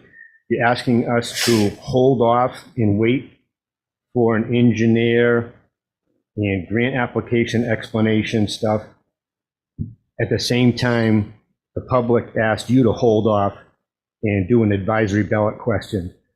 So you want us to yield to an engineer instead of the rest of the public? If that's true, it's hypocritical and disingenuous. And if it's not, please correct me.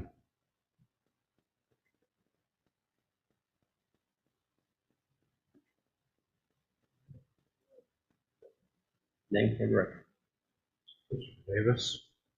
I have a 30-year exemplary law enforcement career, and I'm retired now.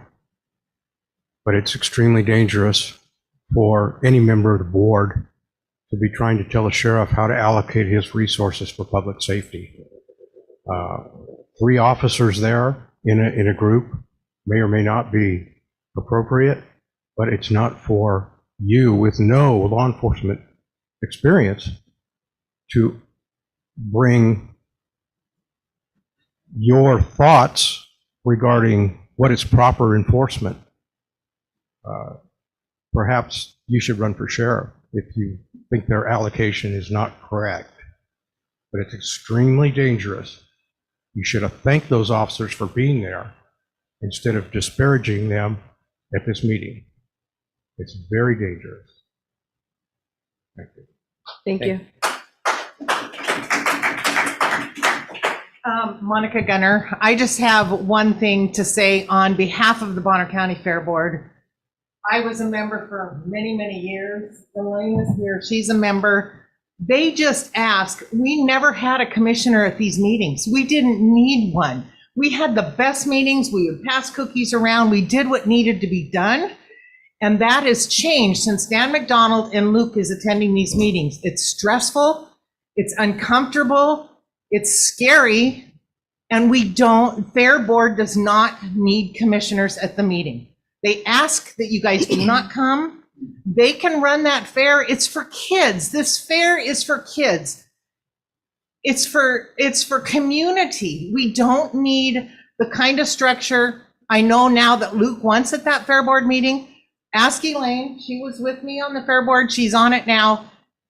They need to enjoy their job. They're volunteers. They don't need commissioners telling them how to do it, what to do, why, time frame.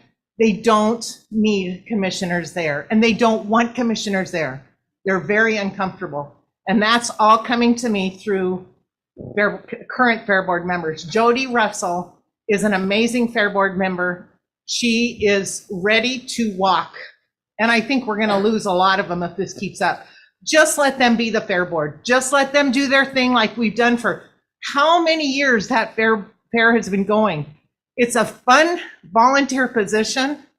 They don't need this structure. They need to be themselves and put on a fair for these little kids who love to show their animals. Thank you. Thank you. Okay, at that we will move on to the consent agenda. All right, I move to approve payment of FY23 claims and demands. Oh, I was trying to get to you. You're one step ahead. I know. You can't hear me?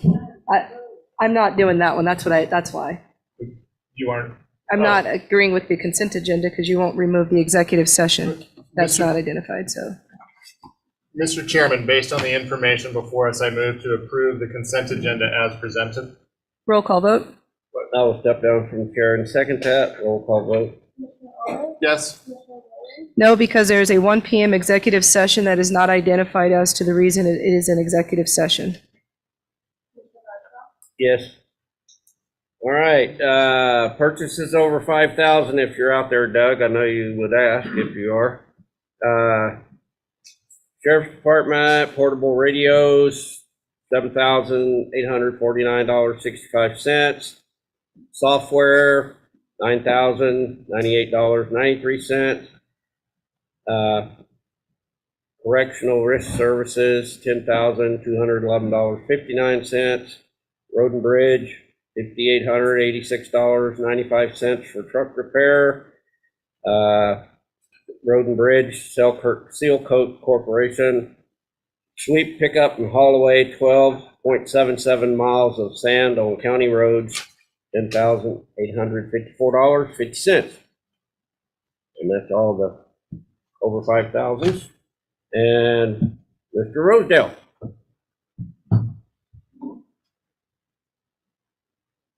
Morning, Mike Rosedale, Bondo County Clerk, morning commissioners and everybody.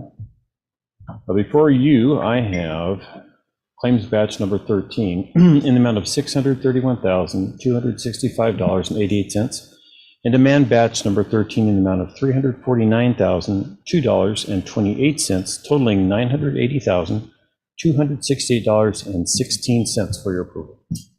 Mr. Rosedale, on page 20 of this batch, there, 5902, currently Robert Nolan, there is a bill for $6,504.45. Did that account come before the Board of Commissioners that was over $5,000? I don't know, Commissioner, I've asked you when you have questions on these to talk to me when I can actually pull up these files. I have no idea. I wasn't there for that meeting. I brought that forward. So, Mr. Chairman, with that being said, I would move to approve payment of the fiscal year 23 claims and demands in batch number 13 minus claim number 5902, currently Robert Nolan, for $6,504.45 until we are able to find out what that charge was that is over $5,000.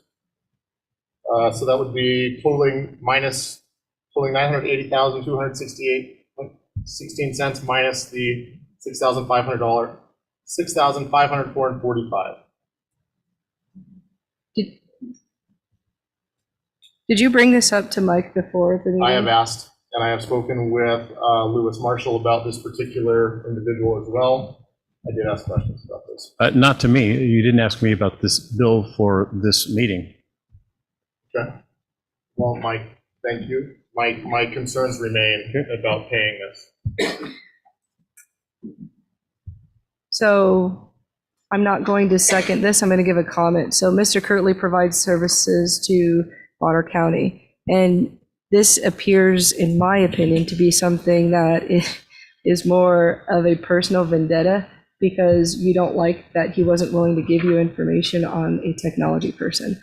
This bill isn't one that should be pulled out. And if you had a reasonable concern regarding the bill, Kirtley was online for a technology executive session, which is not free. And these board members voted a 2-to-1 to not allow that meeting, even though he was scheduled to participate. I don't believe that this is a genuine request to not pay the bill. So I'm not going to second your motion to remove his bill from this batch. Should that bill be under a contract of some sort? There should be a contract, and I have asked Mr. Marshall for the contract. I have also asked who the client was. I have spoken with Mr. Kirtley. Mr. Kirtley and Mr. Marshall said that we were the clients as the Board of County Commissioners, but I have yet to receive that contract, Mr. Chairman. So is it the position of these board members that if you haven't reviewed all the past contracts before a bill comes, that you're going to withhold payment of services that are rendered to a vendor? Because Kirtley has actually been providing services to this county. And I recall that you have had issues with this particular individual because, and this, I don't know how this happened, but it seems to always be associated with the sheriff. I don't understand this. I don't understand. This has nothing to do with the sheriff. Are you sure it's not? Are you sure it's not a grievance complaint that was made by the sheriff? I'm not. I don't know that. You'd have to ask the sheriff about these grievances. I'm referencing when I am told that there is an individual who is a client of the Board of County Commissioners, and I don't have a contract from that. I find that concerning since by statute, the Board of County Commissioners is the last budgetary authority, and I would like to see that contract. And I have expressed concerns to Mr. Marshall. I have no issue paying for services rendered. I have issue paying for services that have not been requested, and I would like to see the contract. Well, he was obviously asked by somebody, and the work's been performed, so I think we have a fiduciary responsibility to pay him for whatever's been done up to the moment, but if he's going to continue, we certainly need to look at a contract of some type, or some type of agreement. I move to approve payment of the FY23 claims and demands in batch number 13 totaling $980,268.16. I'll second that motion. All right, roll call vote. I'll abstain. Yes. Yes. Okay, thank you, Commissioners. Next, I have EMS claims batch number 13 in the amount of $60,543.23 for your approval. Mr. Chairman, I move to approve payment of the fiscal year 23 EMS claims in batch 13 totaling $60,543.23. I second the motion. Roll call vote. Yes. Yes. Yes. Thank you, Commissioners. Next, I have, every year we're required to establish the polling places for our year's elections. And before you, I have the list of polling places, same as last year. And it's just a formality for your approval. Mr. Chairman, based on the information before us, I move to approve Resolution 2023-24 designating suitable polling places for each precinct for the 2023 election year and beyond. I second the motion. Roll call vote. Yes. Yes. Yes. Thank you.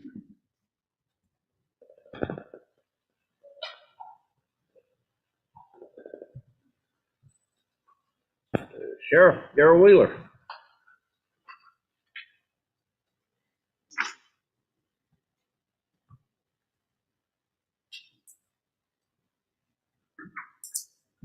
Sheriff Darrell Wheeler, for the record, the city of Clark Fork is entering into agreement with Bonner County for law enforcement and professional services. The sheriff's office will provide all necessary personnel, equipment, supplies, and supervision in order to provide law enforcement protection services within the city limits. The sheriff's office will also enforce all city ordinances. The county prosecuting attorney will prosecute violation of state statutes occurring within the city limits. For these services, the city of Clark Fork will pay the county their sum of $100 per month plus overtime rate for additional services out of the section 1.e of the said agreement overtime costs incurred for court appearances. Either county may counsel and contract for 90 days written notice. The term of the contract is for 1 year and will automatically be renewed unless it is terminated upon a 90 days written notice from either party. Any questions for him? No. Based on the information before us, I move to approve the agreement between the city of Clark Fork and Bonner County to provide law enforcement and prosecution services. The city will reimburse Bonner County $100 per month. The agreement will be effective upon signing from the day, what is today? The 4th of April, 2023 for 1 year and then automatically renewed unless terminated upon 90 days written notice by either party. I'll second the motion. Roll call vote? Yes. Yes. Ma'am. Thank you. Thank you, Sheriff. Risk management.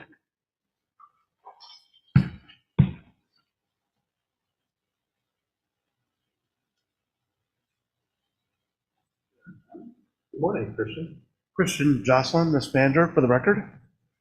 I have for you here on February 23rd, another vehicle struck and totaled one of our Justice Services vehicles, and they accepted liability and totaled the vehicle and reimbursed us for the loss. I seek here to reimburse Justice Services with a replacement vehicle. And we have found one at Taylor & Sons for $27,580, which is actually under the manufacturer's recommended price. So I'm seeking approval to proceed with this purchase. Mr. Chairman, based on the information before us, I move to approve the purchase of a replacement vehicle for Justice Services from Taylor & Sons with the authorization using the court fund and being authorized, this authorization being issued to risk management. I second the motion. Roll call vote? Yes. Yes. Yes. Thank you. Bob Howard.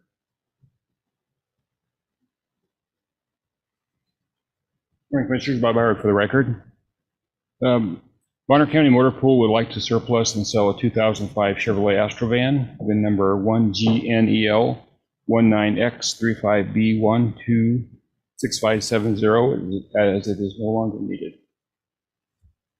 Based on the information before us, I move that the county approve Resolution 25, motor pool equipment surplus for one 2005 Chevy Astro van, VIN number ending in 6570. I second the motion. Roll call vote? Yes. Yes. Yes, ma'am. Thank you. All right. Marissa. Good morning, everyone. Clarissa Coster, Bonner County Treasurer for the record. Commissioners, before you is a request for the destruction of records.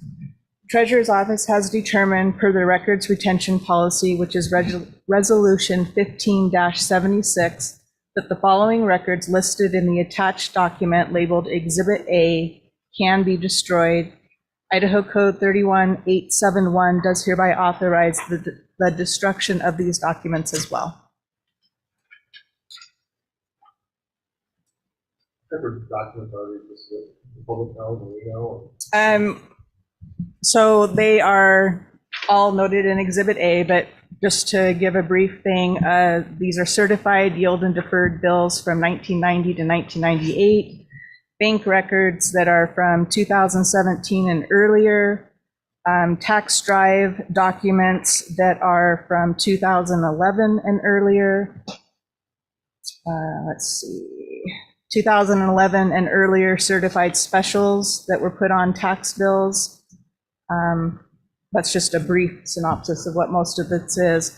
I'm happy, though, to share this with anybody from the public.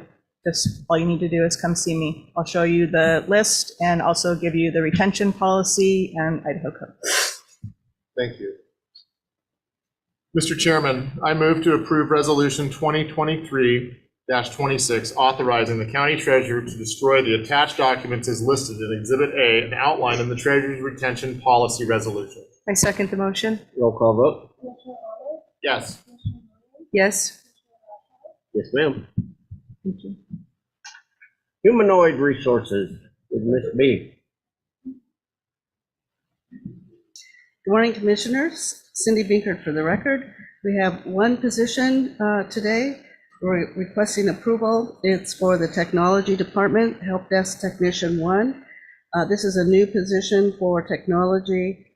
However, it is replacing a prior vacated position that formerly was a business analyst that is no longer necessary for technology needs. That's it. Cindy, when it comes to technology, we have kind of two competing systems. So from a human resources perspective, have we looked at how we are deploying what we're referring to unofficially as an admin technology versus sheriff technology to make sure there's kind of some equitable distribution of services before we add another position? Because my understanding is we have a number of people that are using technology services on one end versus another end, and maybe we didn't look at how we were distributing the resources from the county's budget. We have not looked at that in its entirety for both. Okay. For the entire county, no. Okay. Not to my knowledge. Thank you.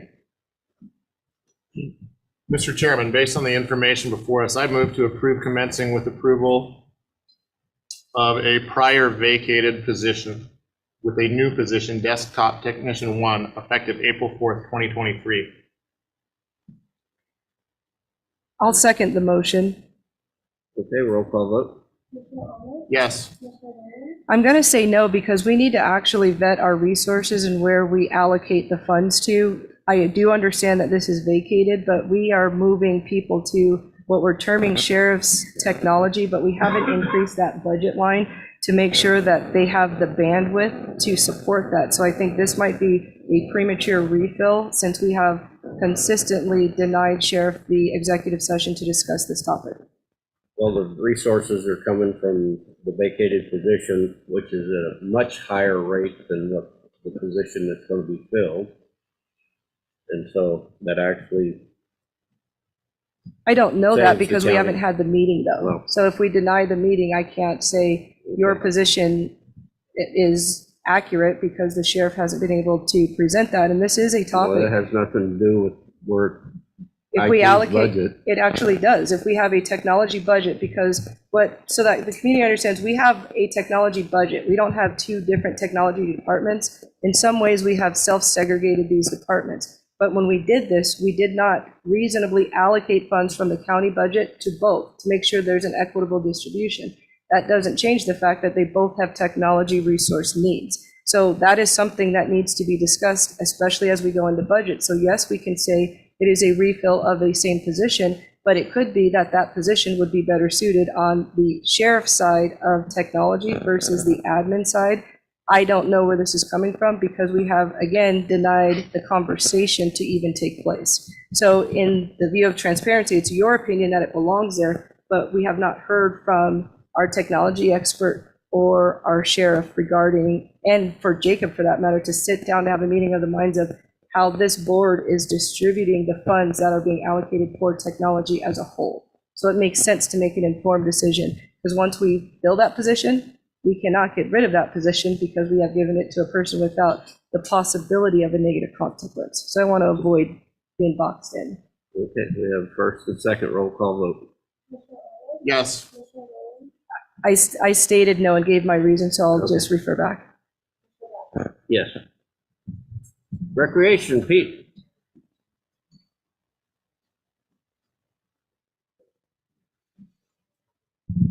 Good morning, Pete Hughes, Bonner County Recreation.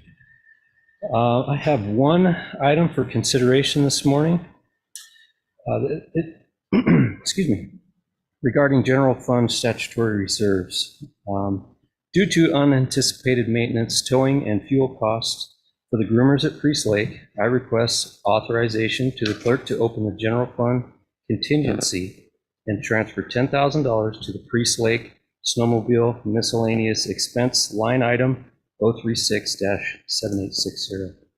Attached for your consideration is a resolution authorizing the clerk to transfer $10,000 from the 2023 General Fund Statutory Reserve, line item 01120-7860, General Fund 5% Statutory Reserve, to the 2023 Priest Lake Snowmobile Fund, increasing line item 036-7860, miscellaneous expenses.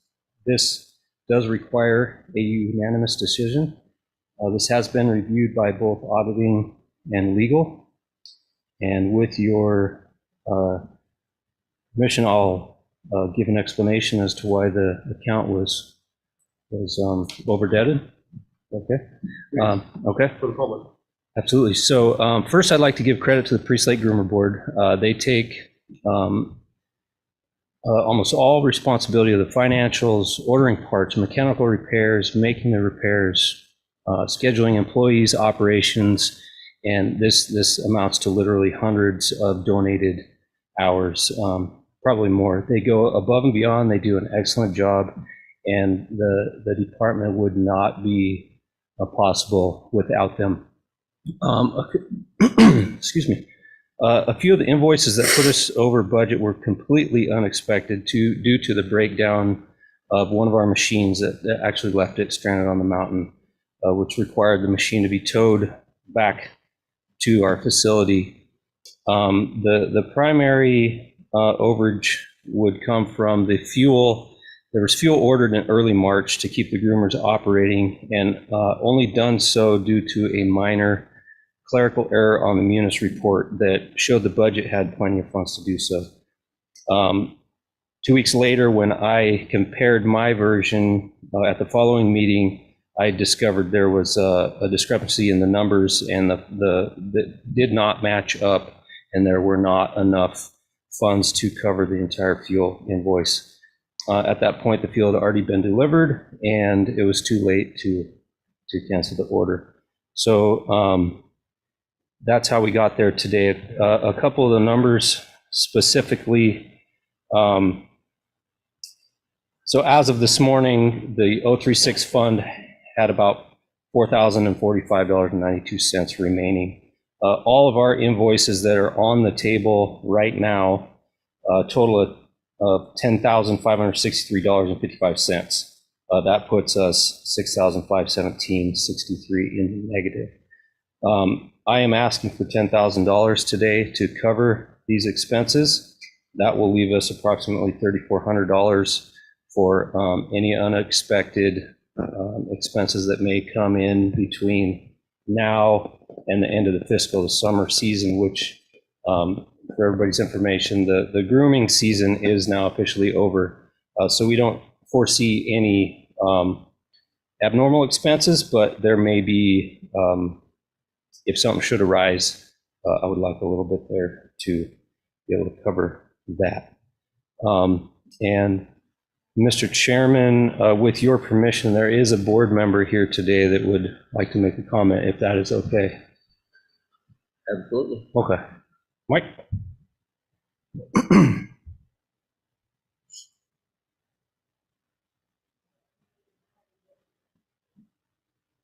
Good morning. My name is Mike Corcho. I reside at Coolin, Idaho. I am the treasurer of the Priest Lake Groomer Advisory Board. Today I wish to read a statement from our chairman, Larry Bryant. His wife is having a doctor's appointment and surgery today, so he could not make it. Okay, good morning. My name is Larry Bryant. I reside at Priest Lake. I serve as chairman of the Priest Lake Groomer Advisory Board. Our board consists of 10 volunteers from our community, and we work diligently to monitor the operations of our groomer activity as well as our budget on a regular basis, which is during the winter season every 2 weeks. We have now completed one of the most successful seasons in our history, providing needs of our snowmobile enthusiasts here at Priest Lake. In our review of our financial report 2 weeks before our completion of our grooming season, we determined that our budget allowed us to restock our fuel supplies, which we normally do every year because we have a holdup. Upon purchasing the supplies that remain within our budget, we purchased approximately $8,000 of diesel from a Bonner County vendor. Approximately 90% of that fuel remains, which we'll be using next year in our next season. We are very surprised 2 weeks later that the financial budget report from the county, due to report options being changed, showed a deficit in our budget instead of a surplus, which we believe we had. I want to point out that we generally appreciate relationships we have with Pete Hughes. He is always very helpful in providing information and guidance as we proceed through our groomer season. Also, I always hear compliments about the Bonner County staff that we work with. So here we are today. We are reaching out to you, our county commissioners, and seeking your support in improving a $10,000 general fund statutory reserve appropriation to cover our unforeseen contingency expenses. On behalf of the Priest Lake Groomer Advisory Board, thank you for your consideration of this resolution. Thank you. Thanks, sir. Mr. Chairman, based on the information before us, I move to approve Resolution 23-27, authorizing the clerk to transfer funds of $10,000 from the general fund statutory reserve line item 01120-7860 to the 2023 Priest Lake Snowmobile Fund and increase line item 036-7860 miscellaneous expenses. I second the motion. Roll call vote? Yes. Yes. Yes. Thank you, Pete. You know, and things like that, and we see it in Road and Bridge, Sheriff's Department, when they set their budget at first in October, they have to estimate what their fuel's going to be, what repairs are going to be, and they usually do that based on previous consumption, previous breakdowns, but it's not an exact science. You can't control the price of repairs. You can't control the price of fuel. And the fuel the last 2 years has been quite the challenge to estimate because it just, you know, we see fuel rise, but it over doubled in the last 2 years. So that's been a challenge in every department. And just want to thank all the departments for wrestling through that the best we can. So anyway, BOCC, Commissioner Rahman. Mr. Chairman, it's been another hour that I've been sitting here and my legs are starting to crack. Can I have a 5-minute recess? Okay, 11:25, we'll take a 5-minute recess. Thank you.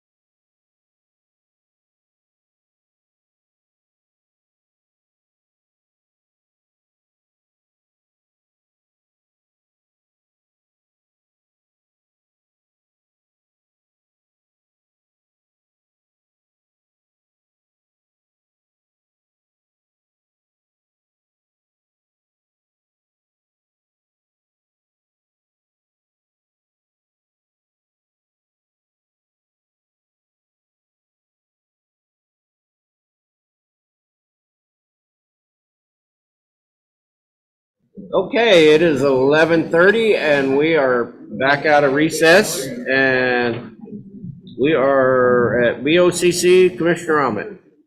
All right, Mr. Chairman.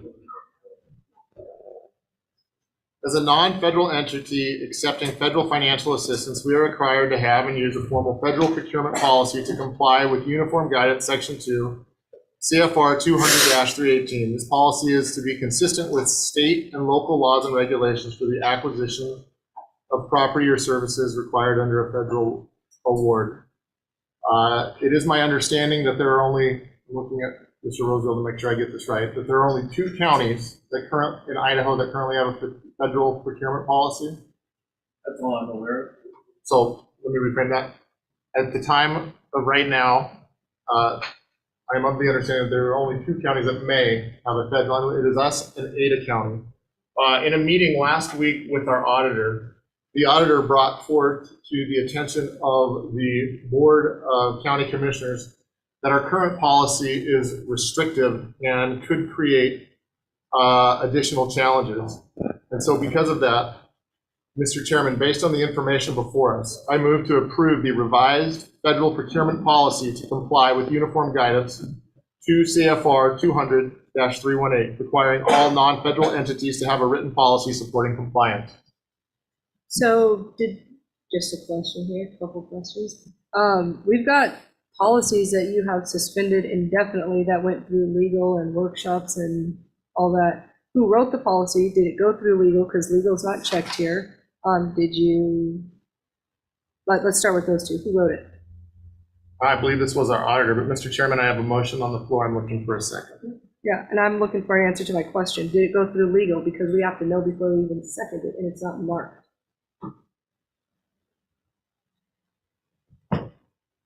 They both went through legal, is my understanding. That is not an answer. We have to know it or not. And if we don't know it, we shouldn't be voting on it. It is not marked. And so I can't go off of someone's understanding it either went through legal or it didn't. Well, I do not see a legal checkoff on it. So I think I'd remand it back to Mike Rosedale.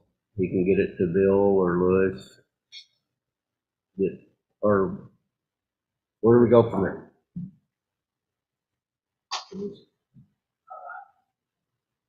This wasn't my motion. This was something all 3 of you said you wanted to do, and I did recommend we go to legal, but there was time of the essence on your part. You all 3 said you wanted to. I'm not putting this forward. I think it's a good idea, but I'm not putting this forward.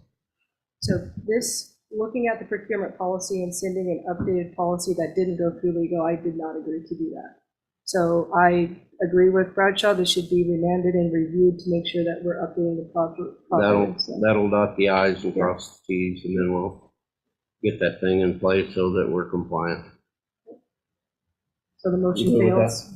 Yes, absolutely. Okay, so it'll get tabled until Billy Boy gets a hold of it,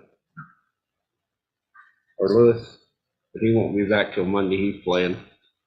So number 2. All right, Mr. Chairman. The firm of James A. Sewell and Associates has already been retained to assist Bonner County with the construction and permitting of a campground near the Bonner County Fairgrounds. Due to previously unforeseen circumstances, Bonner County requires additional work on the site, specifically on the platting of the entire fairgrounds property itself, as well as the county-owned property to the south. This work is required before the county can execute a boundary line adjustment expanding the fairgrounds property to encapsulate the site of the campground, which currently straddles the boundary line between the fairgrounds and a vacant parcel to the south. And specifically, the reason why I am interested in doing this is because I am not interested in raising taxes. According to Idaho Code Title 22, Chapter 2, 22-206, it may be the duty of the county commissioners of any county where property for county fair purpose is located to levy an amount sufficient to maintain and protect such fairgrounds and property and to pay any deficit or indebtedness then accrued from previous fairs. Additionally, I have the July 5th, 2022 packet that shows clearly within what was presented to both the Fair Board and to the Board of County Commissioners a scope of work. And the total scope, the total estimated project cost is $498,315. And of that, there is $10,000 that is for conditional use permit and the lot line adjustment.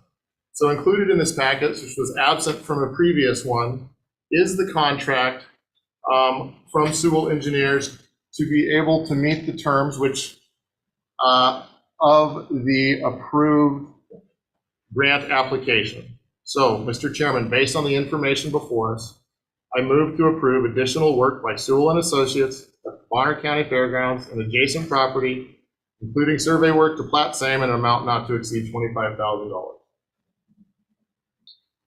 You have a second?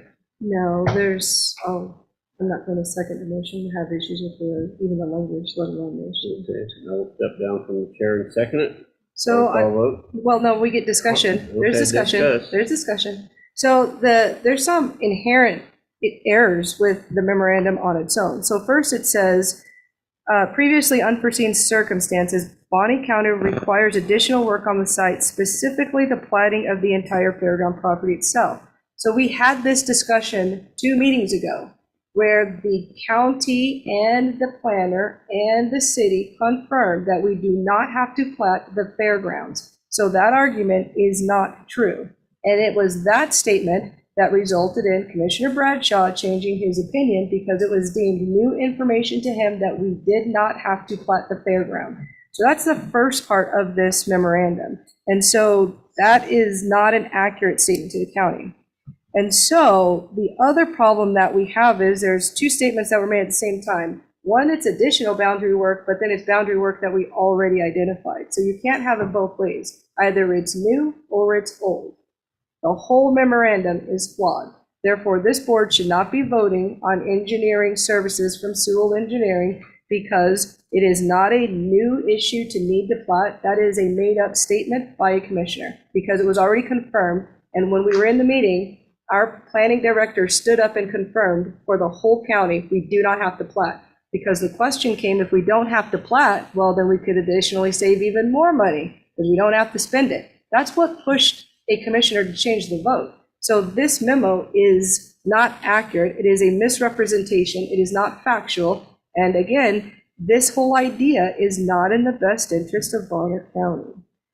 This boundary line adjustment to move it to this particular piece of land that is in question has nowhere in it that somebody has actually read the grant that understands the process, the procedure, and the consequence to the county, which we will get into when we get to my section. So if Commissioner Bradshaw is not inclined just to say no off of what I just said, I would recommend that you just table this to a different day because it's written incorrectly and it's not true. And you'd be signing that you agree that this is something new and required, and it's not. And that's dishonest to the public. We don't have to plat. Mr. Chairman, this memo came from Bill Wilson. The only change in this memorandum is that there is now the included contract.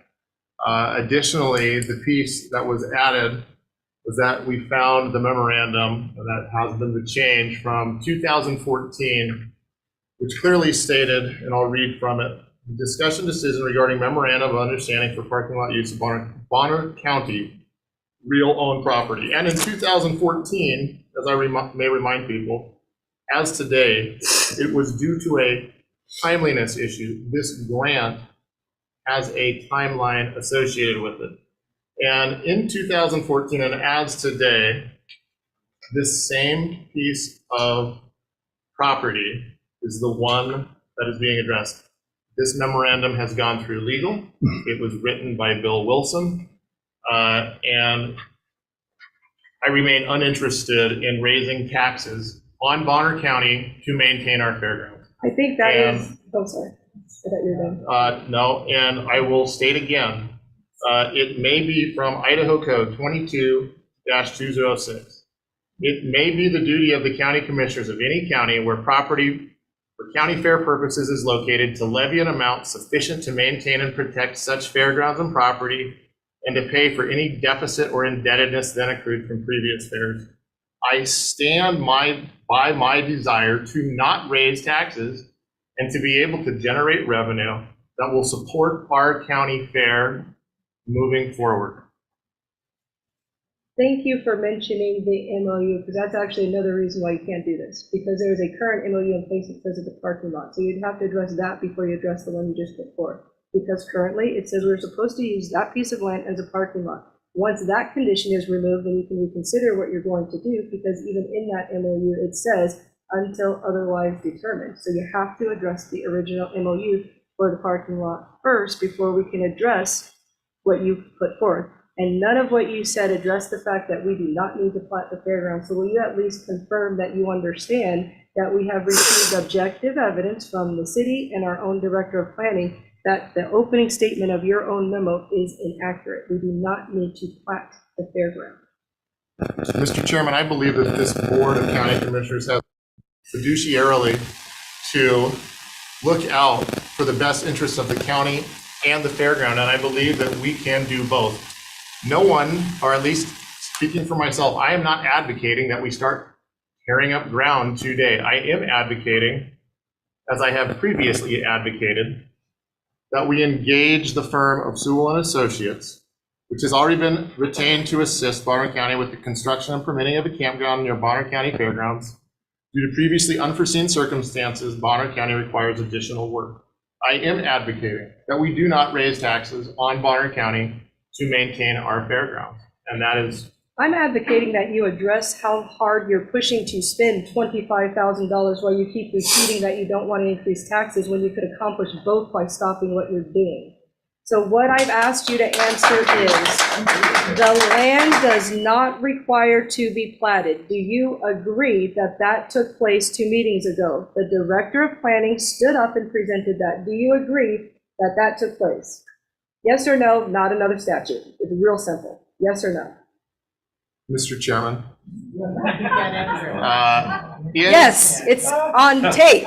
And so if it's on tape, can we reasonably agree to a memo that says, due to unforeseen circumstances, we must plat? We cannot, because it is not unforeseen, because it is not foreseen. We do not need to plat. So it would be one thing if you were to sit here and say, holy crap, that did happen. Let me just amend the agenda to say we don't need to, I just want to. But you're not willing to even bend on something that's so painfully obvious. It doesn't make sense. And that is the crux of what this community is getting frustrated with. You know, sitting right here, that that statement is not true, but you won't bend even a little bit. And that makes no sense. Well, I'm going to correct some information there. For one thing, the plat is necessary if you put the RV park on the parcel that we're talking about. If it had went on the original fairgrounds and got rusted into like 3 or 4 different spots, then the replat would not be necessary. There's one But spot. because it is, then it does become necessary. And so we still have to address the MOU, and then we can go forward with this. So the MOU, and we had agreed to address that.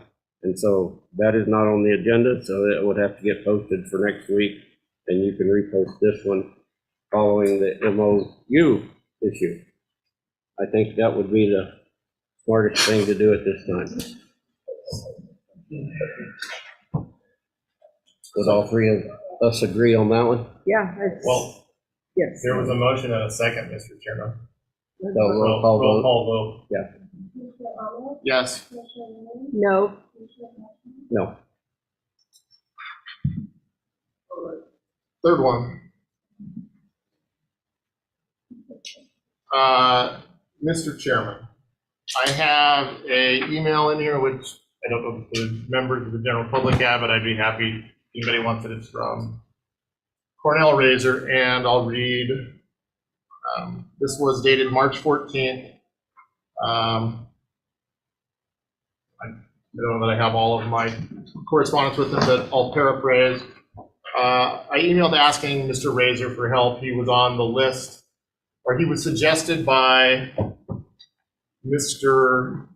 Marshall and Mr. Wilson, as he is the parliamentarian for the Bonner County Central Committee. And so I don't know if we need a motion. I don't have a motion in here, but to find out in public if we are interested as a board in working with parliamentarian Razor to improve our meeting. So I'm doing this in public so that we aren't doing it behind closed doors. I would welcome his input. Well, this board would actually have to first accept Robert Rules of Order so that you would need the parliamentarian. And unless you accept the rule, I don't actually think the issue is as much as the conduct of the meetings or the way in which people refuse to respond to questions in this meeting that causes the problem in the meeting. And I think that you received that answer when you tried that with the other attorney who said that's not what the issue is. Even in this discussion, you refuse to answer questions. That creates the dysfunction of the meeting. And there isn't something that a parliamentarian can do to fix that. That is actually your decision to fix. So I don't want to waste other people's time when you don't need to. You could engage in the discussion. Since I don't live under a have. communist rule, I'm not going to force anybody to answer a question they don't want to answer. So am I to understand then, Commissioner Williams, you are not interested in working with Cornell Razor, who used to be a county commissioner as well, to work on him? I don't think there's anything in there about having us adopt. I tried months ago to engage Davalier to look at this. I tried to get an attorney, Ford Elsasser, to do it for free. Now I'm looking at, and I don't know if Cornell would charge us. I think I haven't asked him because Cornell is very clear. I will be glad to help, assuming the other commissioners agree to help and in general. And here is some stuff, and I find this very particular, and this is from Jim Slaughter, parliamentarian. Decorum in debate, refraining from attacking a member's motive. When a question is pending, a member can condemn the nature or likely consequences of the proposed measure in strong terms, but they must avoid personalities, and under no circumstance can they attack or question the motives of another member. The measure, not the member, is the subject of debate. If a member disagrees with a statement by another in regard to an event that both witnessed, they cannot state in debate that the other statement is false, but they might say, I believe that there is strong evidence that the member is mistaken. The moment that the chair hears such words as fraud, liar, or lie used about a member in debate, he must act immediately and decisively to correct the matter and prevent its repetition. And to be clear, at a meeting last week, there was a member who sits to my left who... So what do we need a parliamentarian for to get into it? That was the dumbest thing I've heard of. So example, it wouldn't matter. What do we say? Call the question. Let's move on. You use exactly the example of what you claim. And the reality is it's all within your ability. You literally spent your District 3 report defaming our sheriff's office and employees, and now you want someone to throw flags when other people call the crap that you're doing crap. No. Move on. So when last week, Well, the chair can actually do that, but every time I do, I get fired upon by everybody in the room and the commissioner to my right. So until that stops, I'm not sure what the hell we're supposed to do. Well, maybe, just maybe, you guys should stop just having only hatred for me and look at what you're doing to the public, because your dislike of Asia, everybody gets it. It's a given. But guess what? For the next 4 years, and that is pretty far down the line, when these people walk in this room, I'll be here because they voted for me. This seat's mine.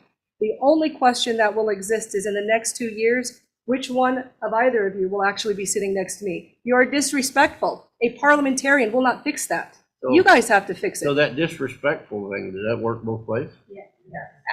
I guarantee that it does. Thank you. You're not, I am not disrespecting you. I am holding people to the task of what we're here to do. You don't communicate an answer. I am going to push for why are we not answering the public? In his example of the need for a parliamentarian to make his issues easier to digest, He uses the very thing he's saying the parliamentarian will stop, which is saying something negative about somebody from the left and from the right. But guess what? I'm still sitting here. So this clearly isn't going to work. So let's just move on to the next item on the agenda. So, Mr. Chairman, it would be great if the record would reflect that both Chairman Bradshaw and Commissioner Ahmet were interested in receiving training in general from previous Commissioner Cornell Razor, but Commissioner Williams was opposed, so I guess Did I say opposed? You said move on to the next agenda. Which is not the same as opposed. It's kind of like abstaining. So one thing's very clear. When I started, I said, hey, AG offers free training. Let's get that going. Which commissioner has been pushing that? I have. So let's not act like AG is not interested in training to further your current issue of the two of you are together. We get it. The whole county gets it. Move on. We have stuff to actually talk about. If you would like a parliamentarian to come in and talk to you about the way that you present to the community and you think that that would improve, I 100% would agree to Cornell Razor explaining to you how to better interface with the public. Bring him on. Have Cornell watch the videos first. He has. Thank you. You feel that would help you? Let's do it. So are we now, you're in support of having? Did I say no? You said no for me. That's how that works. Don't say no for me. I think the one thing this community got clearly from me when I ran was I'm not a timid personality and I'm not going to allow my voice or the voice of the people to be stifled. So you don't get to vote for me. If you think that Cornell Razor will improve District 1 and District 3 and District 2 communication, more than happy to do it. Great, I will reach out and I will include, so that the record can state that I will include all of the commissioners so that, and hopefully, Mr. Bauer, if I include all of the commissioners in this, I want to make sure I'm not doing anything that would be an open meeting law violation, because there's no motion. Is that okay? I really unfortunately advise you to share Okay, well, I'll email our counsel to make sure that I can include everybody without there being an open meeting law violation, because I would like to put that. Thank you. Dirty Glass, just a comment. On the convoluted discussions and all this irrational stuff, my very first question was, do you consult, when you feel obliged to consult with the legal before you present contracts, or that you have to go outside for an outside authority? It goes across the board. You didn't ask Rosedale about a certain thing. You, Luke, have chosen many, many times to make decisions without, I call it getting your ducks in a row. Have every aspect researched. You go to the source first to see where that is. If you feel you have to go outside, then you do. But when not, this whole board does not know what you all are doing. I think Steve and Commissioners Bradshaw and Almond seem to know what's going on. When it's clear that it's not across the board, you're asking, and it's usually I, Luke, that you say, I've done this, and then you guys are supposed to move forward and vote on things that we as taxpayers and your constituencies are not aware of either, and we are the ones that voted you in. So you need to talk to us too, or present something that's very well researched before you make a resolution, and quit ignoring me by shuffling papers. Everybody should be aware, not this hidden agenda that keeps coming forth, and it's things that are passed that are costing all of us money. It was embarrassing what you did to Mike Rosedale. It's embarrassing that you keep going outside and researching all these things that the rest of the board doesn't know about. Let's get together. Let's move forward. We're tired of this mess too. It's embarrassing. And I agree, the parliamentary procedure is not going to work. It has to do with what's being presented to us and how we take it, because we're the taxpaying community. We're the constituency, and you're ignoring us. It's all about me, I, and it has to end. Thank you. Thank you. I don't know who thinks that a procedure or Robert's Rules is going to fix the interaction between the board and the public when the interaction isn't being done in an honest and upfront and open manner. Because the reason that there's all this friction is because it's not. And you having Cornell come in here isn't going to fix the fact that the board, part of the board, is not dealing with the public in an upfront and honest manner. And I can demonstrate that with one simple question. Why is the board, 2 members of the board, so obsessed with one little piece of property in the fairgrounds, but that borders the fairgrounds in the sheriff's office? See, there's no answer. And this is why any rules that you want to create, you want to bring in Cornell, you want to have the AG come in and teach you something, it's not going to change the fact that you're being deceptive, and we can all tell, and that's what's causing the friction. So be upfront and honest, or it's just going to keep going. I think it's going to get worse, actually. So enjoy the ride. Thank you. So,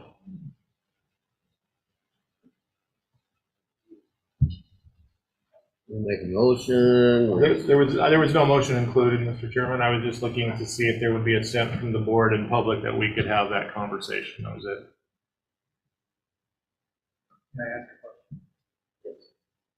Brian Domke for the record. Commissioner Oatmont, would you please clarify for me, earlier in the meeting, you had stated that you would like the public and the rest of the elected officials to wait until a to-be scheduled meeting would take place to discuss the question at hand with regard to the fair and the RV area. And then you had presented an agenda item to ask to have an engineering firm deal with a lot line adjustment. So why, when prior to that agenda item, you asked everyone else to wait for a meeting to take place to help in a hopefully a collaborative environment to come to terms on that issue, would you then want to try to maintain an agenda item that would begin to move things in a direction when previously it was stated that a decision hadn't been made? Have I misunderstood the intent? I'll answer that. The reason why is, so this item, this was the 4th time that this item has been on the agenda. It was passed twice. On the 3rd reoccurrence, it was changed. There is a timeline, and from the time is of the essence in regards to this grant. And it goes back to my prior statement. I will be working, as the chairman said, to address the MOU and put it back on the agenda. And I have invited the public, just because something is on the agenda and just because there is a contract engaged does not mean that, it is my understanding, that the work has to be done at the time, but contracts to be signed for the work to be done is timely. That's why. But I look forward to the meeting, and I hope the public will attend. But does it not seem disingenuous to ask the public to wait for a to-be scheduled meeting on the same topic while also wanting to move forward with paying for professional services, to have the wheel set in motion, if you would, to be able to enact a decision that is yet to be made? This process has been going on for 5 years, so no, I do not believe that that is disingenuous. This has been going on since 2014. It started in 2019. It was reaffirmed in 2020. It was reaffirmed in 2022 through legal documents, acceptance of the grant, the writing of multiple phases of the grant.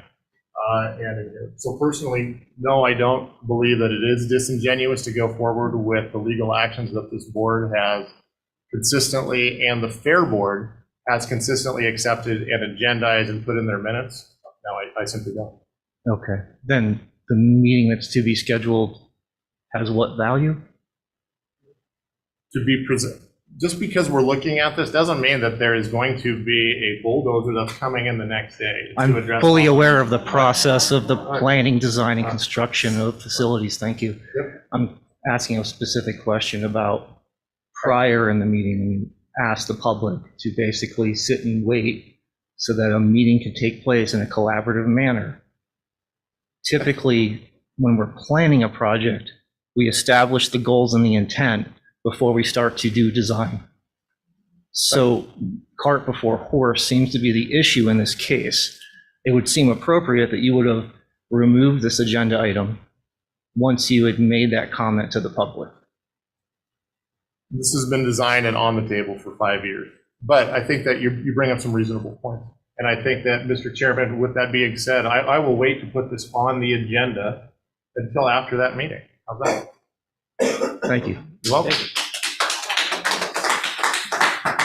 I just want to say one thing again, Monica Gunner. Number one is this is not a time is of the essence, because it takes a 60-second phone call to Parks and Rec.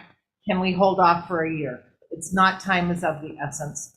You will still be making the money if that campground is put on the fairground property. You'll still be making and saving the taxpayer money. So you can't use the excuse that you are bound and determined to get this campground so you can save taxpayer money to run the fairgrounds, because you're just moving the campground to the fairgrounds and it will never be torn down because the sheriff's office is being built. Time is not of the essence, and it's not going to cost the taxpayers any more money. So stop using those excuses, Lou.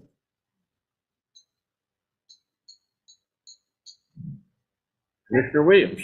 All righty, so this is going to be long-ish, but it's going to be very clear and transparent. So the first thing that I'm going to present regarding the grant, and it might kind of combine some of the items that are on the agenda regarding the Fair Board for transparency. So we submitted a grant as a county. So that's where Dan McDonald and Darcy filled out this grant application, and that was submitted. It is obvious that there was a photograph of the questionable piece of land. And so when I say questionable, I'm referring to that Readiness Center parcel. That land was visually captured in a picture, but the verbiage was on the fairground land.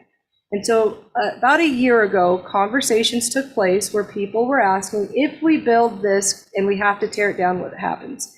And so some of the decisions for how the county was going to move forward were based on an email that I'm going to read because it's important that you understand what was stated at the time. So this email is from Ms. Smith in July 2022. So she references that she spoke with Tiffany. To be clear, the email is not a forward from Tiffany, who is an employee of the state Parks and Recs. So she says, if the campground were to be torn down, would we have to repay IDPR for the funds? Short answer, no. But I'm not going to go any farther than that because I don't feel it's necessary. Because I took this email because I couldn't see the answer from the state or the federal grant. And I sent it to Kathy Muir, who is the top of the top with respect to grant, okay? So I forwarded the email, and the first statement is, first, I'd like to say Darcy's interpretation of what Tiffany communicated is inaccurate. And so she pushed me to look onto IDAPA 26, and this is going to matter. And so I will freely release this email. So this isn't a discussion about the players, just the content of what was communicated to the county.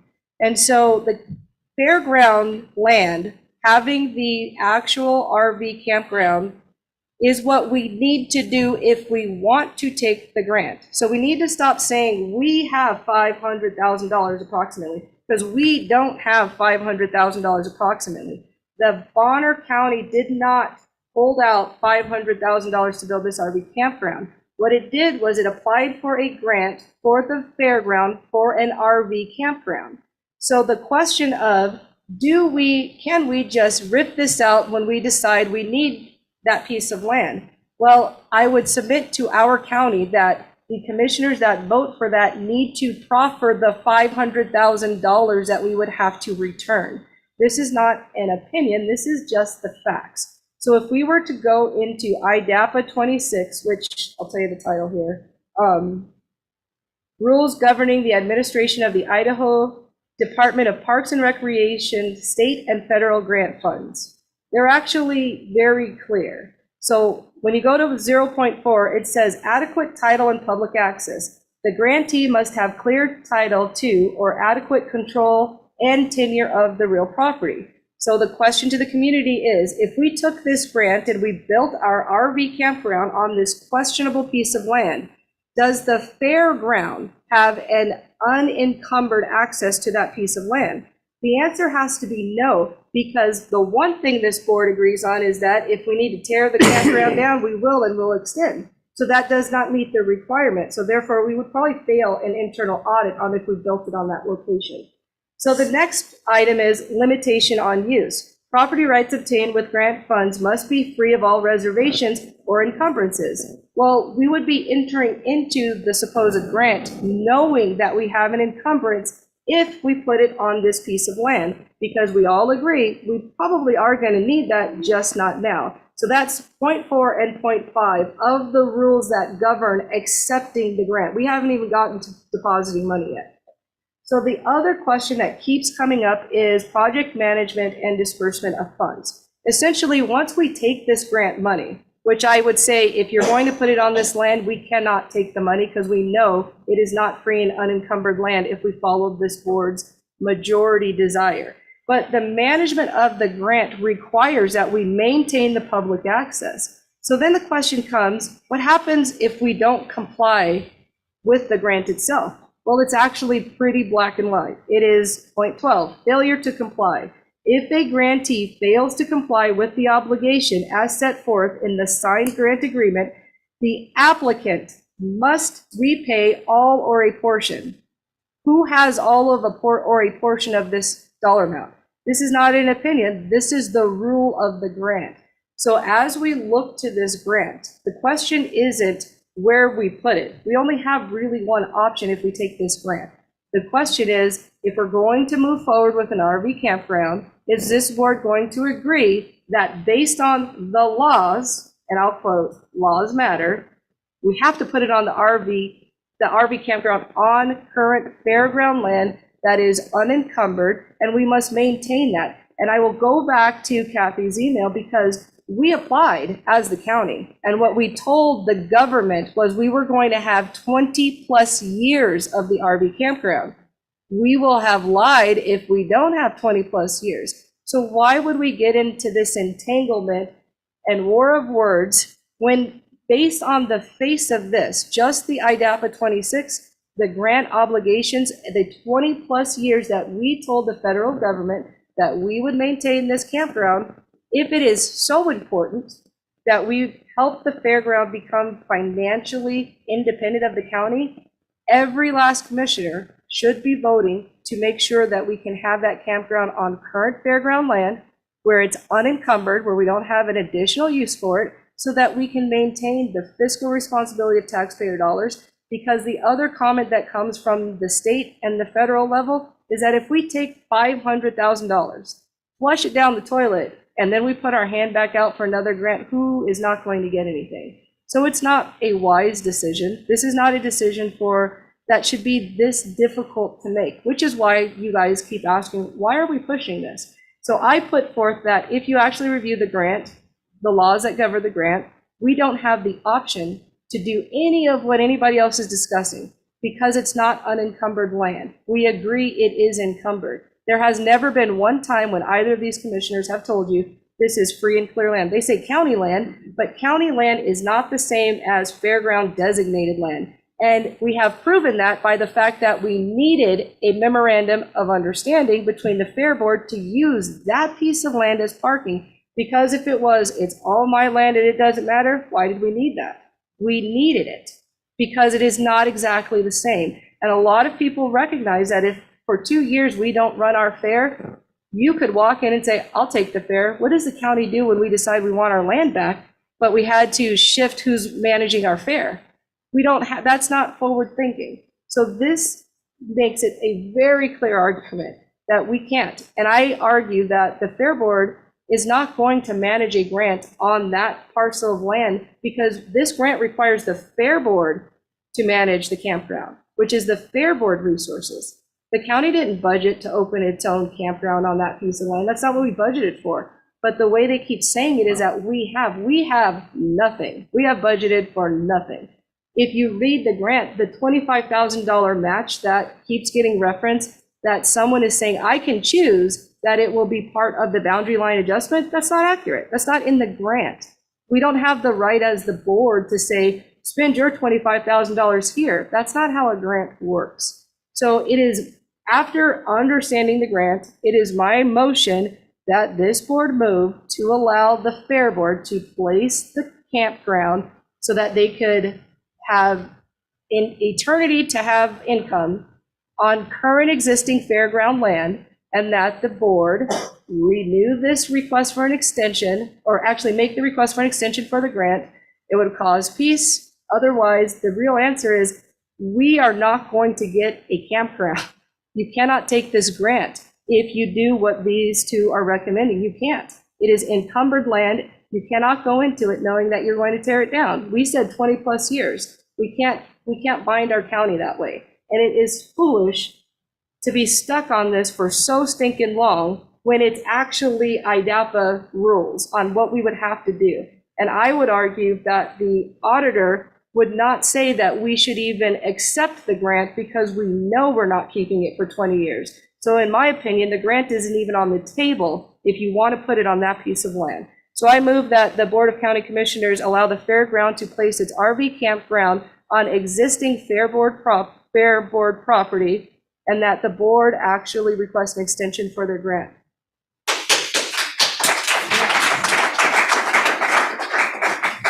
Do we have a second? I think you've just told this county that you are so stubborn, you're not going to allow us to have an RV campground. Well, if you cared about taxes. We if already you covered cared, part of what you did said not by cover, you didn't revisiting the MOU. No, respond And to the so rules of the there grant. is no second, so that motion No, dies. You got yeah. another item? Yeah, I'm going to keep talking because I got like 3. Okay.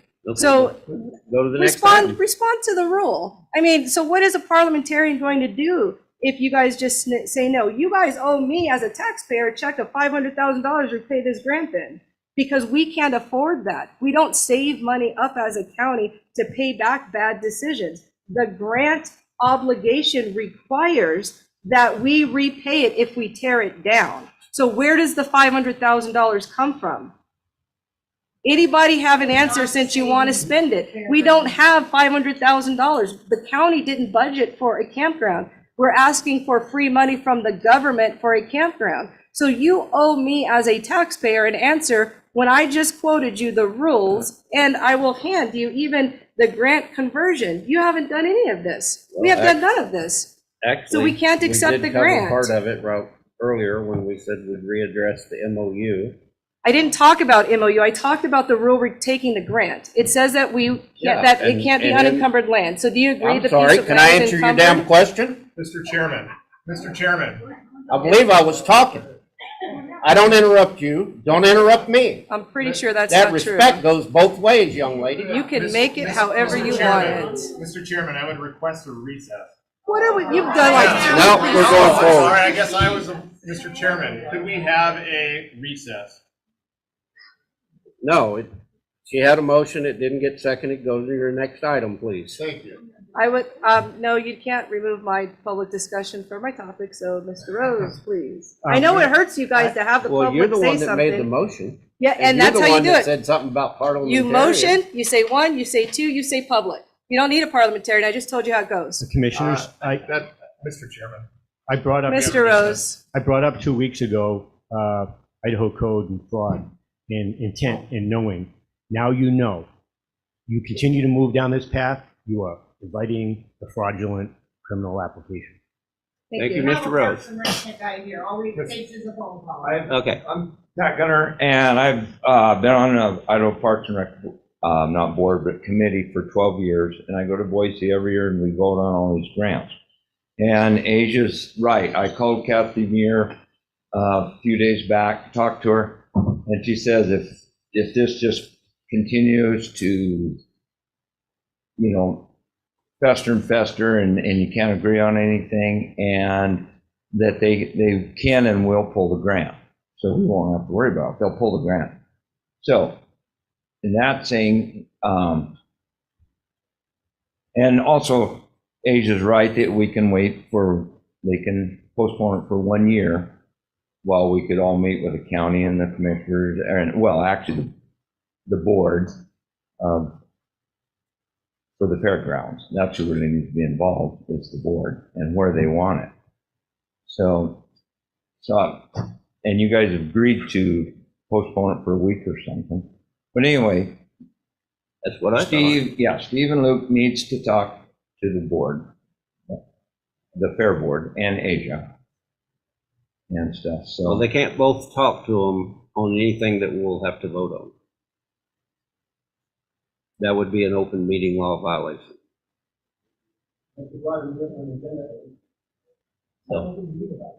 Well, somehow before you vote to stick it where it shouldn't go,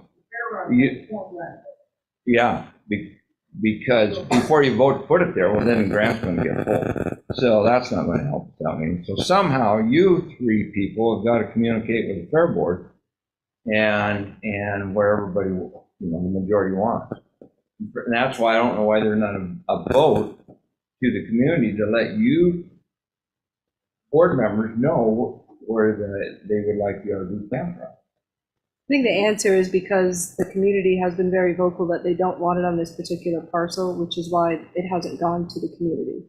The Fair Board and their legal liaison, if you will, is in this audience.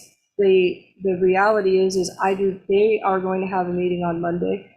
The Fair Board, based on IDAPA, cannot accept the grant if the county is requiring it to be placed on encumbered land. It doesn't meet the requirement.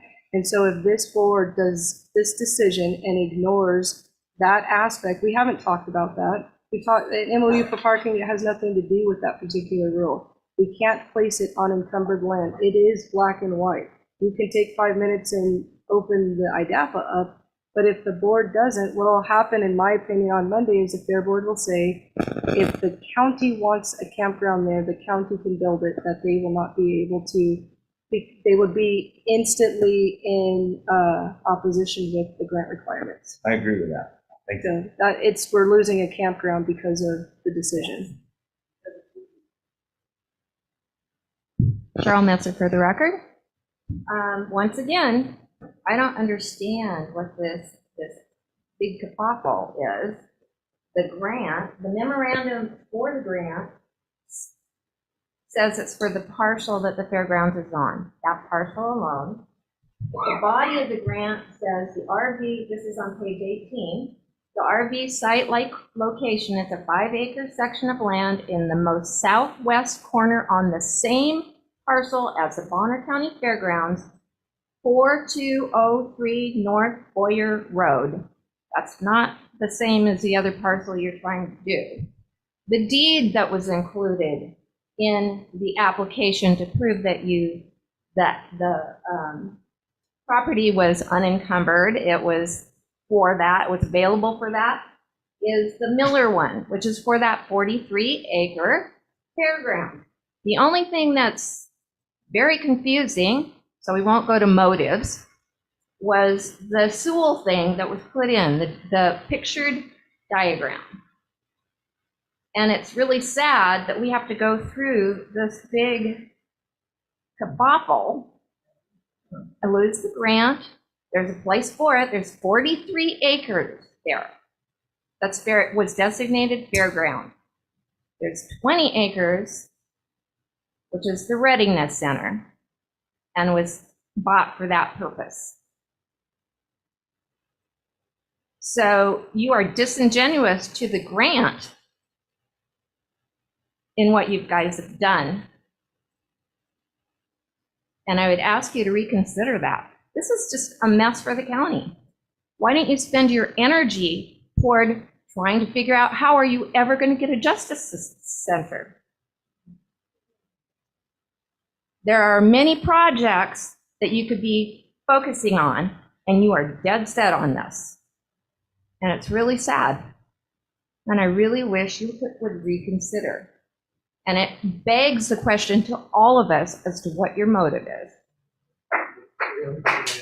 Thank you. I think the one thing I did leave off, Cheryl, that I have to say for this particular grant is you are correct. The address and the information was submitted as stated on current fairgrounds. And one of the things that Kathy's email says is that 451 under project conversions, no grant funded project may without the prior written approval of the board be converted to uses other than for the authorized purposes. And so we would have to be saying there's a shift because it's the photograph that has people saying that that's really where we wanted it, but yet the verbiage of the document is very clear that it's current fairground land. So And the deed. that essentially what we have is with IDAPA, I do not see a fair board, and we could ask the attorney and put him on the spot what his position was, but when I look at the IDAPA 26 and Kathy's email, which I did send him, I do not see how Bonner County could accept the grant funds with the requirements and the obligation, because it's a 20-year obligation to maintain the grant, which goes into a lot of detail.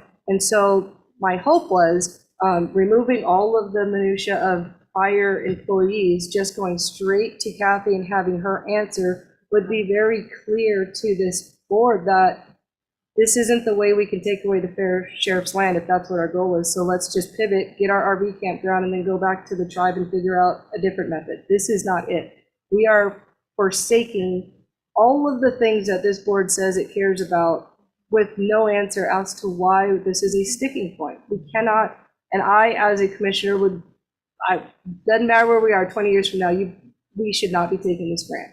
And if Scott Bauer wants to give a comment on whether or not the grant should be accepted given those conditions, then I didn't know if you wanted to be called on the spot or not, but yes. Oh, sure. Yes, sir. Yes, sir. I guess part of the goal is someone's goals and motivation is take some piece of parcel, have it re-engineered and resurveyed, and that plat given to the Fair Board. I guess a question from my understanding and talking to people on the Fair Board, they don't want that property. And legally, you can't give somebody property if they don't want it. So if it's not one contiguous piece of property, just what you stated there is going to make this grant void. Is that correct? And maybe Scott can address that. There's been no request from the Fair Board. The Fair Board has maintained a statement that they want to continue to use it as overflow parking. This isn't a request of the Fair Board. Scott? Thank you, ladies and gentlemen, for letting me speak. I've just been assigned by prosecutors. Thank you, Mr. Bauer. Yep, Scott Bauer for the record, Deputy Prosecutor. I've just been assigned to the Fair Board as of last week by Lewis Marshall. Just a little bit of background. The Prosecuting Attorney's Office represents the Board of County Commissioners, but by statute, all other officers. We take that to include the Fair Board. And we are required to represent our clients to the best. We're an organizational client that has different departments and arms, and there is conflict. And we know that. So that within the best of our abilities, Lewis will shuffle individuals around to represent the different sides, of issues. If a conflict rises to such a level where the two parties want to litigate, let's say, we've had the assessor litigate on something a long time ago with the board, a difference on valuation of a property. It's a difference. You have declaratory actions brought by one elected official, the Fair Board, against a commission, or the commission against these groups. When it rises to that level, we have to, exactly right, we need another attorney. That's a finding of necessity on the record that we have to hire an attorney to represent one of those parties. So there's a difference right now that I've been assigned to the Fair Board. In order for me to represent the Fair Board zealously, and Mr. Wilson to represent you zealously, we accord limited privileges. I accord a limited privilege to the Fair Board, and Bill keeps a limited privilege to you. So if I take a position at odds with Bill Wilson, which, we take positions at odds at the prosecutor's office, us attorneys, we disagree just like everybody else disagrees. And that's okay, as long as it reaches, as long as it leaves a stable conversational environment. And that's what's important. And I know at times here you guys reach the level, but sometimes we do too. We reach high levels. So I'm going to be disagreeing with potentially of some of the things Mr. Wilson has said. And a lot of times Bill Wilson has disagreed with what I've said, and he's convinced me that I was wrong. So I mean, no disrespect. Bill is an extremely intelligent attorney. And I respect him, and I listen to him, and I change my mind. And I may be wrong in some of my assumptions. I've just been looking at this for a week. having just kind of, done all those qualifications, I wanted to bring up something, I'm hearing you guys argue about the substance, whether this is a wise idea or not, whether it's prudent. But I want to bring up something different. Last year, we discovered on the law side that the governance structure of the Fair Board was, there's a mistake in it. I think the PA's office took some responsibility for that. Basically, the management structure had basically the commissioners and the Fair Board managing their manager / secretary / treasurer. And we did some research and we found out that shouldn't be the case. And we conveyed that information. Can everybody hear me, by the way? No. Oh, I'm sorry. I really have a low voice. I drink too much coffee. Well, that doesn't amplify. That's just for the recorder. Oh, great. Okay, I have to amplify. So I want to read to you something that I think is a predicate, a precondition to moving forward at all. And I could be wrong again. This is something I suggest you bring to Bill Wilson. Idaho Code 22-204 outlines the duties of the County Fair Board, what the County Fair Board is supposed to be doing. And I think here there's something they're not doing that they need to do as a predicate to moving forward. It says the County Fair Board shall be charged with the care and custody of all property belonging to the county and used for fair purposes.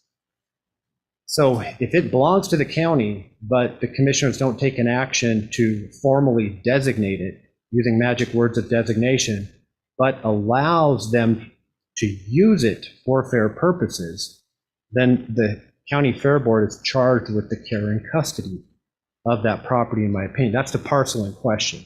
So I believe, my first thought is that it's the Fair Board who is charged with the care and custody of that particular parcel to the extent it's going to be used in part or in whole for fair purposes. And now here's the piece. This is a piece. If anybody pulls this up, I encourage everybody who's interested in this issue to pull Idaho Code 22-204. Look at the first sentence of paragraph 1. I just read it. That's talking about Fair Board powers there. Now, that just as important, the second paragraph, the second sentence. It says the Fair Board shall formulate in writing and file in its office all plans adopted by it from time to time in connection with the conduct of the business of the county fair, and also file a copy of the same with the Board of County Commissioners of the county. This is very significant language. So on one hand, the Fair Board is supposed to manage property. That's pretty administrative. That can be at a middle level, micro level. That's administration, day to day, week to week, month to month. But planning is what a board of directors does. It's like, it's high level. And the way that planning is supposed to be done is a particular plan has to be formulated and filed, term of art, filed with the Fair Board. And then it's supposed to be brought to the Board of County Commissioners and filed with the commissioner. So my preliminary understanding, and I could be wrong, I have not run this by Bill. Bill may have a different opinion, he may be correct. But my preliminary opinion is that, and from what I've heard, no plan has been filed. No plan has been prepared for this parcel related to this RV activity that will support the fairground. So given that, just from a governance framework, and I know we made progress, and I don't fault the board last year for not knowing this. I don't fault the fair manager for not knowing this. That all came up afterwards. Yeah, it was a legal department side. So and that was part me. I was back then. I was advising the Fair Board, to some extent as well. So it's a mea culpa here. So we all can learn, and we are learning through this process.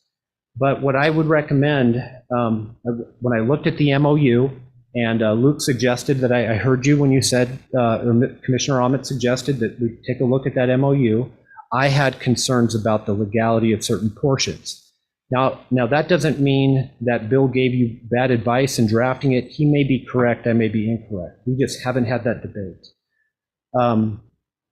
But the main thing is what I just like to state is my preliminary opinion, and I just request a little bit of patience from the board to allow me to interact with Bill and, come to some agreement on whether this is a fair board's jurisdiction. I know the fair board members have felt disempowered, under-resourced. I think you've recognized that. I think you're moving forward to giving them, to helping them out. I know there's, you guys have strong objectives and strong interests related to, advancing what you think is in the best interest of the fair board. All of you, as you see it. I'm not going to judge motives, just from what I'm hearing. But if it's the fair board's determination that they have to make a plan and file it as a predicate to the Board of County Commissioners, really doing much there, to me, that's a governance question that must be asked and answered right away. That's kind of what Can I ask a question specific to what I presented? If Yes. the IDAPA 26 requires a piece of land to be unencumbered, and the piece of land is encumbered, does the grant acceptance seem reasonable from a fairground perspective to build an RV campground on it? And so I'll just take a fair board position, not to advise you as a board, but just take a fair Yes. board position. There's something called promissory fraud. What promissory fraud is when you enter into a contract and you do not intend to perform its terms and conditions ab initio. So, you have somebody, you hire a contractor to help you build your house. That contractor never really planned on fulfilling the contract. Well, and then they don't fulfill the contract. It's a breach of contract, but it's not just a breach of contract, it's fraud. There's punitive damages, in fraud actions. I'm not saying I haven't looked exactly what you're saying, but it's very important to look at, if you are promising a federal agency, take the airport grants, AIP grants, you've got 20-year infrastructure conditions. When we fund a runway improvement, we've got to keep that runway improvement in place for 20 years, or we have to pay it back. So our grant application says 20 plus years, and there is a failure to comply clause under IDAPA 26. So if we agreed through application for the grant that we were going to have a RV campground for 20 plus years, and we knowingly fill that application out and place that campground on a site where we are reserving the right to bulldoze the campground, is that appropriate action for the fair board to accept that money? Or would it be more reasonable for them to place their campground where that bulldoze is not likely to happen? On reasonableness, I'm an attorney, I'm not necessarily a reasonable person. But in terms of to me, where I'd want to look into it is a promissory fraud side. I don't want us to make commitments, just like with the FAA. If we make a commitment to them, then we put a new taxiway in. But the intent is, hey, we're not going to hold it and maintain it for 20 years.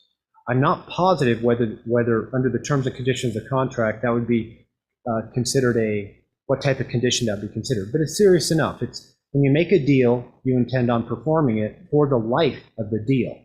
And if the deal has conditions subsequent, all these federal grants we take, we have performance periods, we take the money, we build it, and then we have a closeout. But you know what they do? They attach conditions, all kinds of conditions that survive. They do. They do that. And that's one of our issues with the federal procurement policies that we have and all those uniform guidance regulations, is that when we accept federal money, what they're requiring us to do now is to make sure, in a way we've never had to do before, is to make damn sure that not only are we performing at the procurement stage and at monitoring the contracts, making sure they're executed, performed by the contractor appropriately, we do the closeout, we do all that, but we've got to monitor all those conditions, all those strings that can last 10 years, 20 years. It goes to promissory fraud. And not that those actions are broad a lot, but our approach has been this: we don't ask what other counties are doing. So if we know there's 2 counties that have adopted federal procurement procedures, for example. What the attorneys, there's 2 approaches. One, all the elected swore to uphold the laws. And what happens is you'll find out, if you start bandwagoning, you go, hey, attorney, what are the other 44 counties doing? You see what they're doing? We didn't swear, as lawyers, we are not surveyors. We are not statisticians. We don't count by numbers. We do legal research. Now, we may reach out to those other counties to see if they've got legal opinions, but what we don't do, and I just would discourage you from doing, is it's good to reach out to see what other counties are doing for the purpose of seeing if it's compliant. And so, anyway. So would you agree that the campground location needs to be one where the fairground didn't have an encumbrance? I mean, because that's my I would say maybe. question. I would say definite maybe. Well, what's an encumbrance and how is it being, what's the, I'm So- curious, I don't know what an encumbrance is, and I would respectfully want to hear from the board's attorney before we start digging into legal matters with. But you're digging into making and it. on that, and on No, Mr. just a Ahmed- second, Scott. What's happening is the problem is you are pushing forward with engaging in a contract, which is a legal decision that you're binding the county to. Yet when it comes to me saying, holy crap, there's a law, now you want legal counsel? Why don't we not enter into contracts so quickly and really actually read what it says? Because it couldn't be easier. If we bulldoze this and we don't hit that 20-year mark that we agreed to, we will have to pay all or part, and we must maintain the grant as it's written. And our grant conversion only is by approval of the federal government, which we did not send in a grant that said, we would like to maybe have a campground for 3 to 4 years or until we decided, can I please have $500,000? If we did that, I wouldn't be saying anything, but that's not what we did. We said 20 years, we said RV campground, and actually we gave a rationale as to why the fairground needed the income to maintain and get independent from the county so that it was self-sufficient. So we are scraping everything that we said in the application, which makes no sense, because I can't be the only one that sees that this is the dumbest thing to keep arguing about. It's not, they're not in charge of the land. This board has said over and over again, when we have the money to do the justice system, we're just going to bulldoze a campground. So if we say that to the community, how do we equally put our hand out and say please and thank you and give me more? We Mr. Chairman, can't. oh, pardon me. Mr. Chairman, what has been said repeatedly is that there is room to do both, and this is not a federal grant. This is a state grant. And I am under the impression that as of this time, we're going to wait to hear from the engineers. I have spoken with the engineers, and what the engineers have told me is that there is plenty of room to build a 40,000 square foot courthouse with offices, to expand the jail as in the Festivus study, and that there is room for us to do this grant. So that is my understanding, and I look forward to hearing from the engineers, and I thought we decided as a board that we were going to wait to hear before we move forward. Okay, because of what Scott brought forward, which didn't exist a couple of months ago, prior to the first of the year, when Bill did some research and said, wow, this is weird. Because fairground law, it's not statewide, one shoe box. It's 2 shoe boxes. And it's like 70,000 population and under, and 70,000 and up, or somewhere, 70, 75,000. 200 advisory Yeah. trigger. And so, in a county our size, there's a set of statutes that control the fairground. Kootenai County is a different set of statutes because they're over 70,000. And so, what they do doesn't mean that we can do it. It's a different set of rules, and it was kind of odd the way it's wrote, but I think what you brought up is something that's got to be addressed by the fairgrounds. They've got to get a plan together. Just in order for any of this to go forward in a proper motion, that's got to be done. So I think that we should get the rest of the fair board appointed so that they have a full board. They can look at what's existing. They can decide what they want to do. If they decide they want to use that parking area for the campground, then we will address that MOU, correct that. But they've got to get a plan and submit it to us. Yes. So I think we should put everything to do with the fairgrounds to the side until those 2 things get done. Otherwise, it's not going to be compliant. I have a question, Commissioner Bradshaw. Thank you for that adjustment of opinion.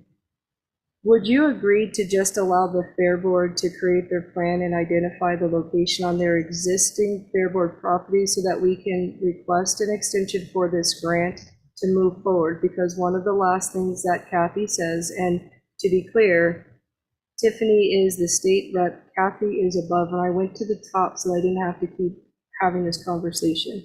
We are at risk of not getting the grant at all due to this discussion. There is nothing that will change the IDAPA rule that requires it to be unencumbered and that we said we'd keep it for 20 years. If we can't sit here. Covered that just in the, So, I guess. so my request is that we actually make a decision to allow the Fair Board to determine the location of the RV campground on existing fairground land today, and then they develop their plan, they submit it, and then we can, as the county, apply for the extension for this campground in good faith, knowing that we are not lying to the government when we apply. That's what I'm asking for. Yeah, So Mr. Chair, That's basically what I just said. No, I wasn't. Well, So I will make a motion that the Board of County Commissioners allow the Fair Board to identify the location of the RV campground associated with the grant on current fairground property, and that the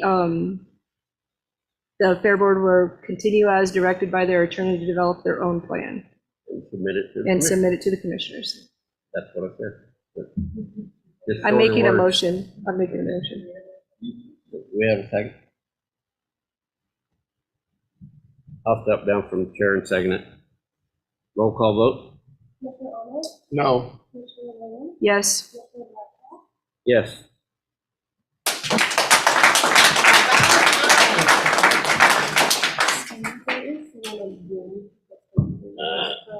Wayne Martin, you still got your hand up? Thank you, Commissioner Bradshaw. A little louder. Sorry. My first question that I have, and I'll wait on the others, is the grant coming up extremely soon, the deadline, that you need to at least request an extension on that? Because if so, you need to get that in, because you don't even know if you're going to get an extension, but it's a request.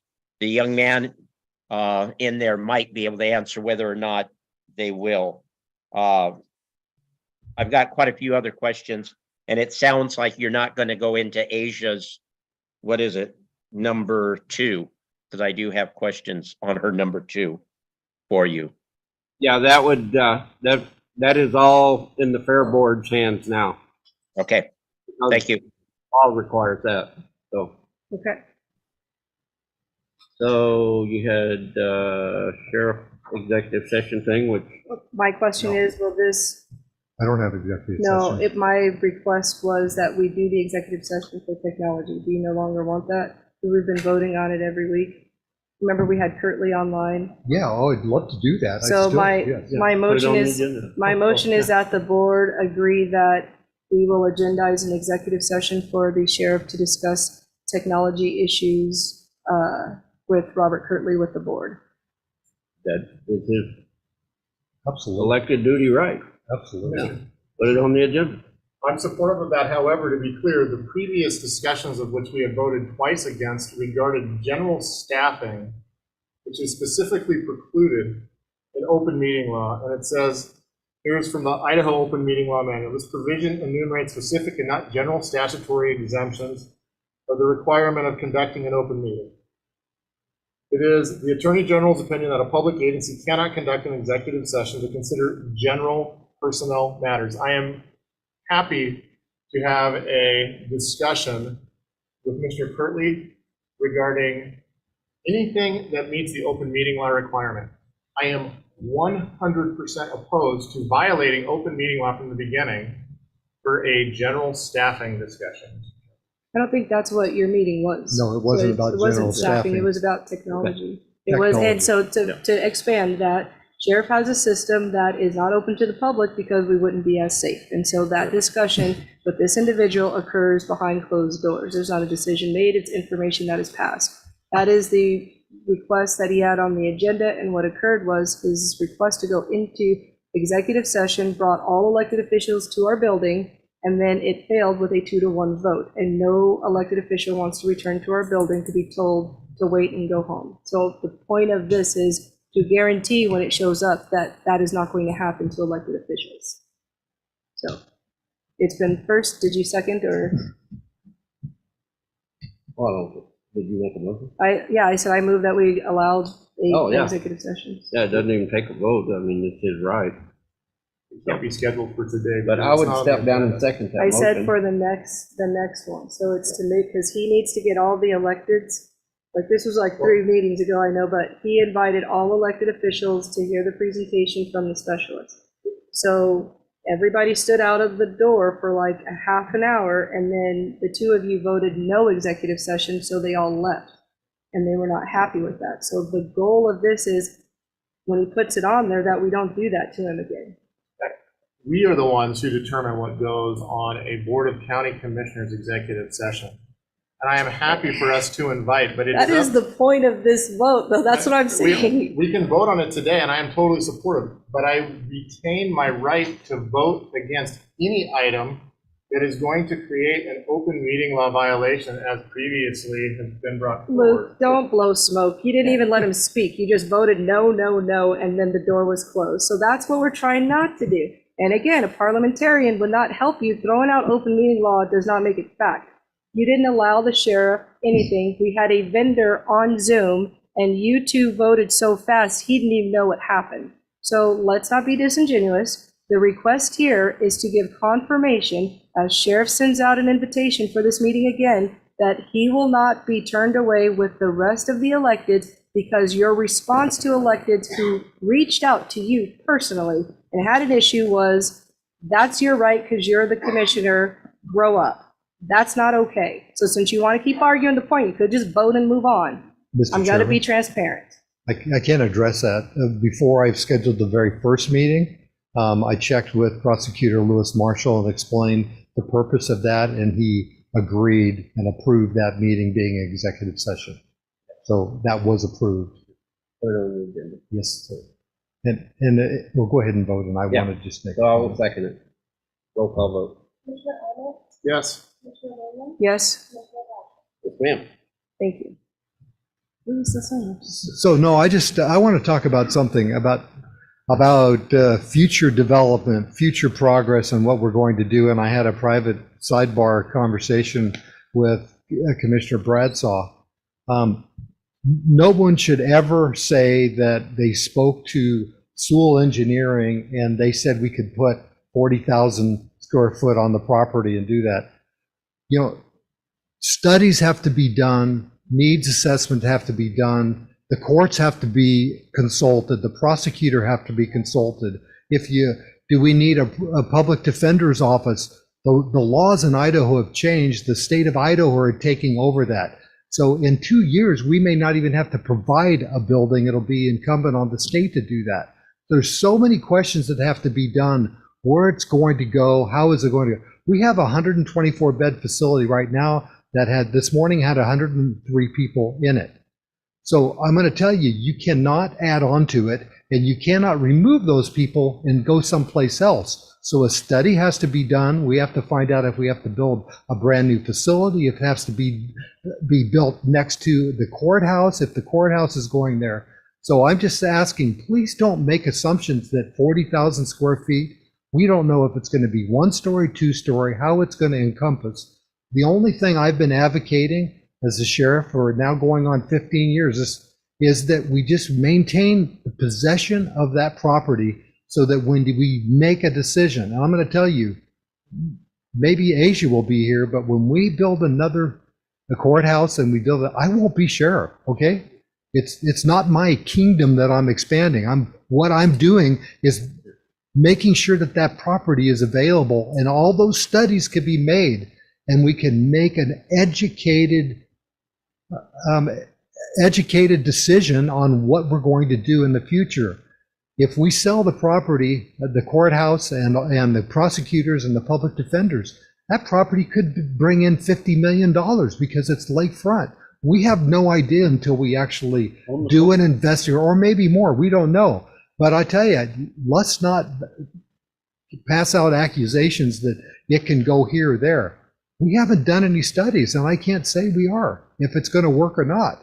But let's just keep that property, that acreage that's part of the Justice Center, and just keep it intact until that decision and those studies are made. So thank you. My last item is kind of a quick rehash. We have updated HR policies. They have been cleared through legal with recommendation. These have been indefinitely postponed to add. There's been no answer as to why. The human resources best practice has been followed. It is all the elected officials have received copies. It is my request that we publish those cleared policies and put them in action based on the recommendation of 2 attorneys and our HR director. Did Bill respond back, Commissioner Williams, that they were clear? They That's what were. I had asked for.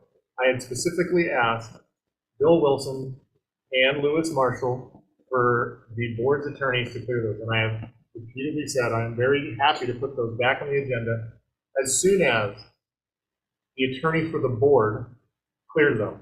So I will thank you for that comment, and I will point out that during the time that those came up, Bill walked to the microphone. He commented on why we use Kira. He said he's solid with her work, and he asked us to pass them, and you didn't pass them. What you said was that you needed a workshop so that the employees of the county could review and agree. You did not say you needed clearance. You got 2 legal opinions the day they were brought forth. I have spoken specifically with Prosecutor Marshall. I have expressed my concerns, and my concerns remain until those are reviewed by Mr. Wilson, just as I put something forward and there was no checkbox for a legal review. I stand by that same position in reference to these policies. Actually, So- you voted to pass it, and that gentleman pointed that out. And so once we received a written okay from legal, as is suggested and as has been brought forth by both yourself, Commissioner Williams, and the chairman, I am happy to take these off the table. But personally, until I receive that assurance that I have requested from legal, I am not prepared to take these policies off the table.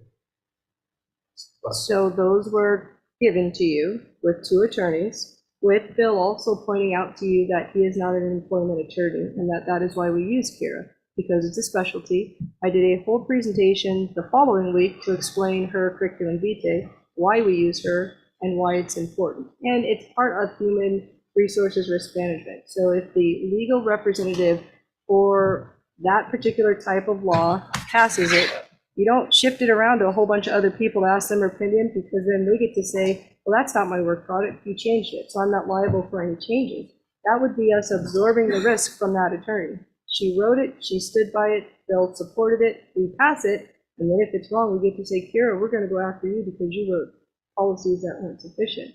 But what you're doing is you're just leaving us exposed with no policy, as our policies are antiquated already, which is why we updated them, for an unknown reason that you did not disclose in the meeting, you did not disclose in any of the workshops that you demanded that we have.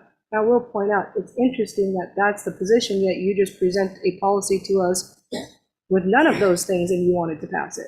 But yet policies that went through 2 washes of legal and an HR director, we are still holding tight on, and it's pretty basic, and the whole community actually already got to see those policies. So in the same manner that was brought forward, 1, according to your action item discussion for it, does not say specifically what policies. And as I brought forward previously, state law, and yes, our county does have existing policies in regards to grievance procedures. We must follow state law. And what I would suggest then is if we want to bring these forward, let's put them on the agenda for next week, properly agendized with the numbers, and let's have that discussion. They actually are agendized as all of the policies that you indefinitely suspended. I remain in the motion, Commissioner.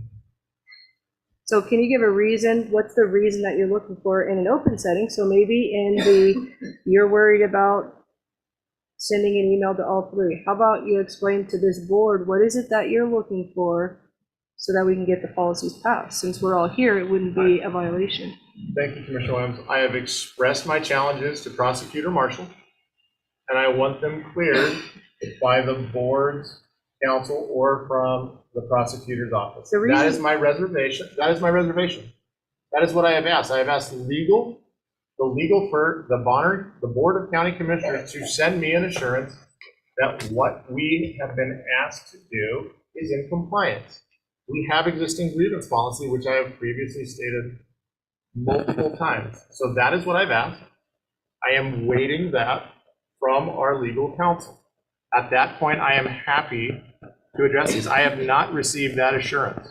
That's what I'm looking for. I'm looking for legal to say, you're good to go. The reason I'm not letting this go easily is because when we were discussing Zoom, you made the same comment that you needed legal, but when you changed it, it was your mom.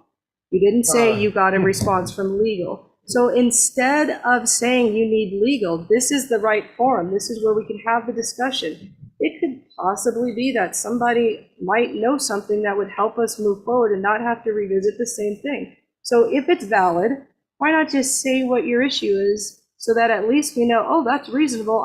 I'll help you get that answer. That's all it took. But you won't say anything. You just give something that sounds reasonable, but then we're in the same position because I've brought this up every single meeting since you indefinitely suspended. So any chance you want to give just a little glimmer of what the question is, because the board is here, we can have that discussion. It's open meeting. And I will help get whatever answer that you don't have so that I can stop asking for these policies to get put in place. And do it quick because we got a executive session scheduled at 1 o'clock. Mr. Chairman, I've given my reasons repeatedly. I do love my mother. I try to talk to her a couple times a week. And just because I speak with my mother, if you were to speak with her as well, you would know that I don't often do what she says, but sometimes I occasionally try to listen. The allegation that I do just what my mother tells me would be refuted most vociferously by my mother of all people. And I will never apologize for seeking my parents' advice. I love them, and that is it. And legal, by the way, was the ones who advised us to cancel Zoom. So forgive me if I'm a little hesitant to always be accepting the advice of legal. That was Bill Wilson, and I followed his advice. And I would also say, legitimately, I got my butt kicked in the public sphere for listening to the advice of legal. Now, I talked to a lot of people, and actually, you made some excellent arguments, which I brought forward.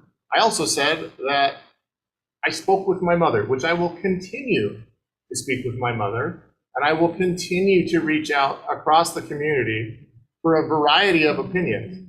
But I do find it pretty frustrating that multiple times people seem to get upset with me because I speak with my mom. And that's your choice. I choose to speak with my mother.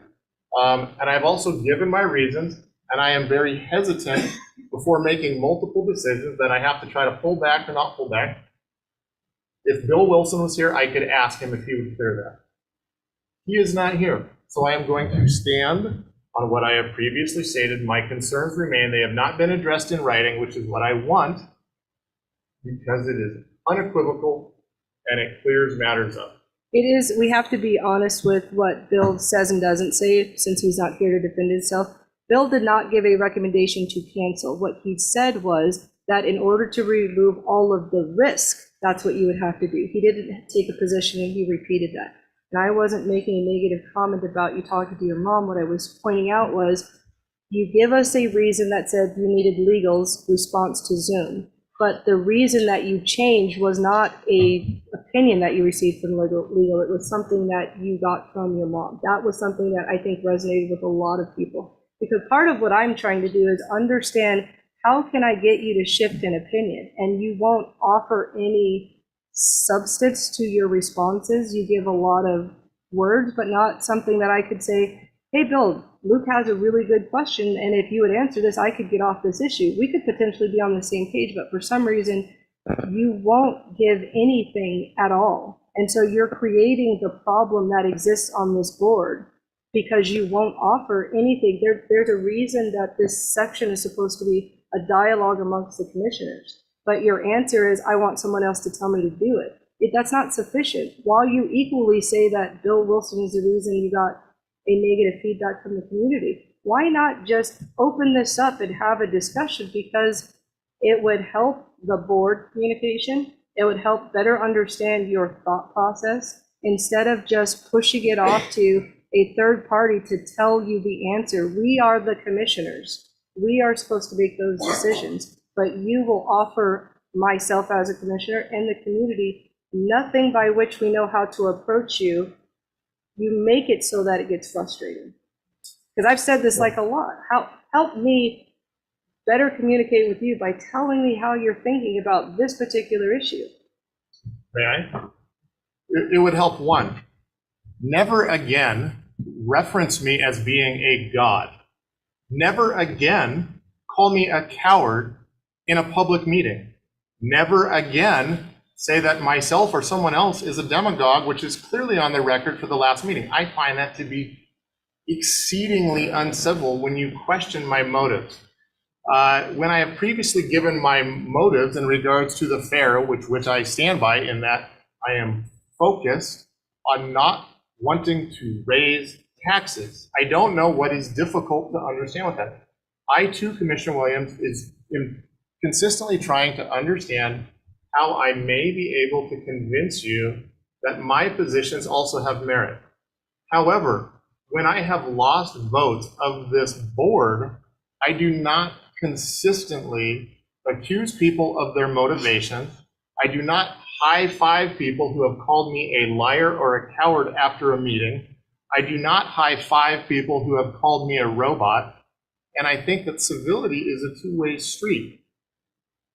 When I bring up something that involves my family, or I have yet to bring up anything regarding your family, because I just don't know that that has anything to do with this body in regards to the resolutions or the agendized items. But it appears to me that consistently that when some members of this Board of County Commissioners bring stuff up, that we can be harangued in a variety of spheres upon our motivations. How about it's just because this is America and we are authorized to have our own opinion? And then when I give my opinion, that's not good enough. If I bring up a family connection to something, I am told, well, no one cares about your family. Well, I care about my family. I care about my mother. I care about my heritage. And I care about this county. And I sure as heck care about fiscal responsibility. And when I say that I am interested in doing something for fiscal responsibility or trying to be careful in what I do, or say, for example, my agendized items, which were remanded back to council, then I'm going to say, okay, let's wait and have that, see how that goes forth. We had a member of the public who I think was very reasonable. I'm sorry, I don't know the gentleman's name. I'm looking at him with the beard. And he said, well, don't be disingenuous. I'm trying not to be. So when I give a reason, but then my motives are consistently questioned, and they are mine. And I'm under this crazy idea that Luke Ament is allowed to make a determination for what Luke Ament believes and thinks. But however, I have been told by members that are here today that my mother should be ashamed of me repeatedly. And I find that and actually, to be quite fair, there have been a number of times when she should have been ashamed of me, but it hasn't been recently. It hasn't even been in this decade. Well, let's not get crazy. I love my parents, and I'm also entitled to have my own opinion, and I stand by that. And I respect your right to have your own opinion as well, Commissioner Williams. And I respect the right of Chairman Bradshaw to also have his own opinion. Can I make a motion? Please do, Mr. Chairman. Okay, I'm gonna step down from the chair and make a motion that we have Bill or Lewis look at those policies, put them on the agenda for next Tuesday, get an opinion from them, and either pass them or kill them. I would second that motion. Roll call vote. Yes. Yes. Yeah. Yeah, I voted the same way. This must be Holy Week. Amen. Amen. Okay, it is 3 minutes after 1. We will adjourn this. Well, we'll recess this meeting for how much time we need? Let's do 10 minutes. So we will re-adjourn at 1:14. Make it 1:15 and make it my phone number.